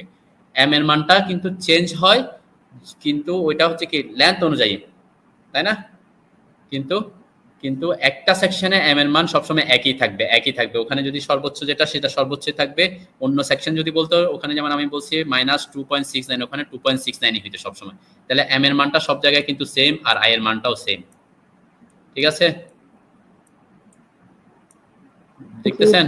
তাহলে শুধুমাত্র কে চেঞ্জ হবে? ওয়াই এর মান। তাহলে ওয়াই এর মান দেখেন একেবারে টপে হচ্ছে ওয়াই এর মান হচ্ছে 17। তাহলে 5 সেন্টিমিটার নিচে ওয়াই এর মান কত হবে? 17 থেকে 5 মাইনাস করবেন, তাহলে কত হবে? 12। শুধু 12টা চেঞ্জ হয়েছে। তারপরে 12 থেকে 5 মাইনাস করলে কত হবে? 7। 7, তাহলে 7। তারপরে 7 থেকে 5 মাইনাস করলে কত? 2। তাহলে 2, যে ভ্যালুটা বসে এখানে। এরপরে নিউট্রাল অ্যাক্সিসে কত হবে? নিউট্রাল অ্যাক্সিসে কত হবে? নিউট্রাল অ্যাক্সিসে y এর মান কত? 0 y এর মান 0। তাহলে কত হবে? 0 হবে, তাই না? তো এটা হচ্ছে আমাকে কোথায় বের করতে বলতেছে, এটার উপর নির্ভর করে আমার y এর মানটা চেঞ্জ হবে। যদি কোনো অঙ্কে বলে দেয়, একটু লেন্দি হচ্ছে কি, আমি যদি কোনো অঙ্কে বলে দেয় যে ফ্ল্যাঞ্জ এবং ওয়েভ কোনটাকে বলে, যদি এরকম সেকশন থাকে এটাকে আমরা বলি ফ্ল্যাঞ্জ, আর এটা হচ্ছে ওয়েভ। আর আই সেকশনের ক্ষেত্রে আই সেকশন যখন থাকবে, আই সেকশনে এরকম থাকবে, এই দুইটা হচ্ছে ফ্ল্যাঞ্জ আর হচ্ছে এটা হচ্ছে ওয়েভ। যদি কোনো অঙ্কে বলতো যে ফ্ল্যাঞ্জ এবং ওয়েভে যেখানে মিলিত হচ্ছে সেখানে বের করেন, সেখানে স্ট্রেসটা বের করেন, তখন ওয়াই এর মান কত হবে? নিউট্রাল অ্যাক্সিস থেকে এটা দূরত্ব কত আমাকে সেটা দিতে হবে, তাই না? তাহলে এখান থেকে ওয়াই এর মানটা কত দেখেন, এখান থেকে টোটাল হচ্ছে 30 আর এটা হচ্ছে 23। তাহলে এই নিউট্রাল অ্যাক্সিস থেকে ফ্ল্যাঞ্জ এবং ওয়েভ যেখানে মিলছে সেখানের মানটা কত হবে? 30 মাইনাস 23 কত হবে? 7। তাই না? জি স্যার। এটা একটা কেস আর কি, এটা মনে রাখবেন। ঠিক আছে, এভাবে জাস্ট ওয়াই এর মানটা চেঞ্জ হওয়াটা কিভাবে হয় আমি সেটাই বুঝাইলাম আর কি। সেম যদি আমরা নিচে থেকে আসি, অনেক সময় বলতে পারে আবার এরকম, আমি এখন তো উপর থেকে আসছি, তাই না? অনেক সময় আবার বলতে পারে যে উপর থেকে না গিয়ে নিউট্রাল অ্যাক্সিস থেকে 5 সেন্টিমিটার পরপর। নিউট্রাল অ্যাক্সিস থেকে 5 সেন্টিমিটার পরপর মানে কি? নিউট্রাল অ্যাক্সিস থেকে উপরের দিকে যাবেন আস্তে আস্তে 5 সেন্টিমিটার, তাহলে তখন ওয়াই এর মান প্রথমে 5 হবে, তারপরে আরো 5 উপরে গেলে কত হবে? 10 হবে। এরপরে আরো 5 উপরে গেলে ওয়াই এর মান 15 হবে। এরপর আরো 5 উপরে গেলে ওয়াই এর মান কত হবে? 15 এর সাথে 5 যোগ করলে কত? 20 হবে। কিন্তু আমার এখানে 20 পর্যন্ত সেকশন আছে নাই। তাইলে শেষ হবে কিন্তু 17-তে। এটা আবার মনে রাখবেন আর কি। ঠিক আছে, নিউট্রাল অ্যাক্সিসের উপরে কতটুকু আছে এটার উপর নির্ভর করে আমাকে আগাতে হবে। বুঝতে পারছেন সবাই ওয়াই এর মানটা? জি স্যার, বুঝতে পারছি। সেম এখানে আমরা বলছি নিচ থেকে 5 সেন্টিমিটার উপরে, তাহলে একেবারে নিচে হচ্ছে ওয়াই এর মান 30, তাহলে 23 নিউট্রাল অ্যাক্সিস থেকে। তাহলে এর থেকে 5 সেন্টিমিটার উপরে কত হবে? 23 মাইনাস 5 18। এর আরো 5 সেন্টিমিটার উপরে, এটা নিউট্রাল অ্যাক্সিস থেকে দূরত্ব, তাই না? নিউট্রাল অ্যাক্সিস থেকে দূরত্ব, সেজন্য আমরা মাইনাস করতেছি 13। আরো 5 সেন্টিমিটার উপরে হলে নিউট্রাল অ্যাক্সিস থেকে দূরত্ব কত হবে? 13 মাইনাস 5 8। আরো 5 সেন্টিমিটার উপরে হলে নিউট্রাল অ্যাক্সিস থেকে দূরত্ব হবে 3। এরপর নিউট্রাল অ্যাক্সিসে। ঠিক আছে, বুঝতে পারছে? জি স্যার। বুঝে থাকলে খুব ভালো। এই আমরা আজকে শেষ করে দিব আর কি, আমার অনেক টাইম হয়ে গেছে। এরপরে আপনারা এই ধরনের অঙ্কগুলো চেষ্টা করবেন, ঠিক আছে? ইনশাআল্লাহ। জি স্যার। ওকে, ধন্যবাদ। কার অ্যাসাইনমেন্ট নিয়ে প্রবলেম বলছিলেন একটু বলেন, আমি শেষ করে চলে যাই আর কি। না স্যার, আর কোনো প্রবলেম নাই স্যার এখন। নাই? না স্যার। আচ্ছা, আপনারা অ্যাসাইনমেন্ট করার সময় এসএফজি বিএমডিটা দেখে শুনে বুঝে করবেন। কয়েকজন জমা দিয়েছেন, অনেক ভুল আছে। আপনারা কার্ভটা কেমন হবে, আপওয়ার্ড ডাউনওয়ার্ড, অনেকে ভুল আছে। কয়েকজন জমা দিয়েছেন, 2-3 জন, তার মধ্যে অনেক ভুল পাইছি আর কি, আমি দেখছি। তো আপনারা বুঝে শুনে দেখে করার চেষ্টা করবেন, না বুঝলে আরেকজন থেকে হেল্প নেন। অ্যাসাইনমেন্ট জমা দেওয়াটা ফ্যাক্ট না, ফ্যাক্ট হচ্ছে আপনারা পারতেছেন কিনা। আপনাদের এই কমেন্টে আমি একটা লিংক দিচ্ছি, অ্যাটেন্ডেন্স লিংক। এখানকার এই যে মিটের কমেন্ট বক্স, সবাই মিটের কমেন্ট বক্স কোথায় আছে জানেন তো নাকি? আমি একটা কমেন্টস করছি, দেখেন, পাইছেন স্যার স্যার কমেন্টস? ওই কমেন্টসে কি আপনারা অ্যাটেন্ডেন্সটা দিয়ে দেন। 5 মিনিটের এটা কিছুক্ষণ পরে আমি অফ করে দিব আর কি। সবাই পাইছেন তো না? লিংক পাইছেন? পাই না তো স্যার। আবার দেন। কমেন্টে জি স্যার পাইছি স্যার। এই যে এখানকার কমেন্টে ওই লিংকে ক্লিক করেন। সবাই সিরিয়াল মেনুতে ঢুকেন, তারপর ইন কল মেসেজে ঢুকলে কমেন্ট লিংকটা পাবেন সবাই।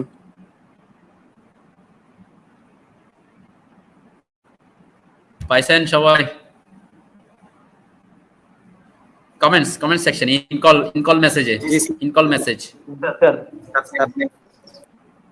হ্যাঁ, ইনকল মেসেজে আপনারা সবাই পাইছেন কিনা? পাইলে আমি ল্যাব করতেছি আর কি। ওখানে আপনারা ওখানে অ্যাটেন্ডেন্সটা কনফার্ম করে এখান থেকে লিভ নিতে পারেন, সমস্যা নেই। স্যার লিংকটা তো জি বল। লিংকটা তো অলরেডি অনেকে দিয়ে দিয়েছে, লিংকটা সচল আছে আর কি, 20 রেসপন্স পেয়ে গেছি, লিংকটা সচল। জি স্যার।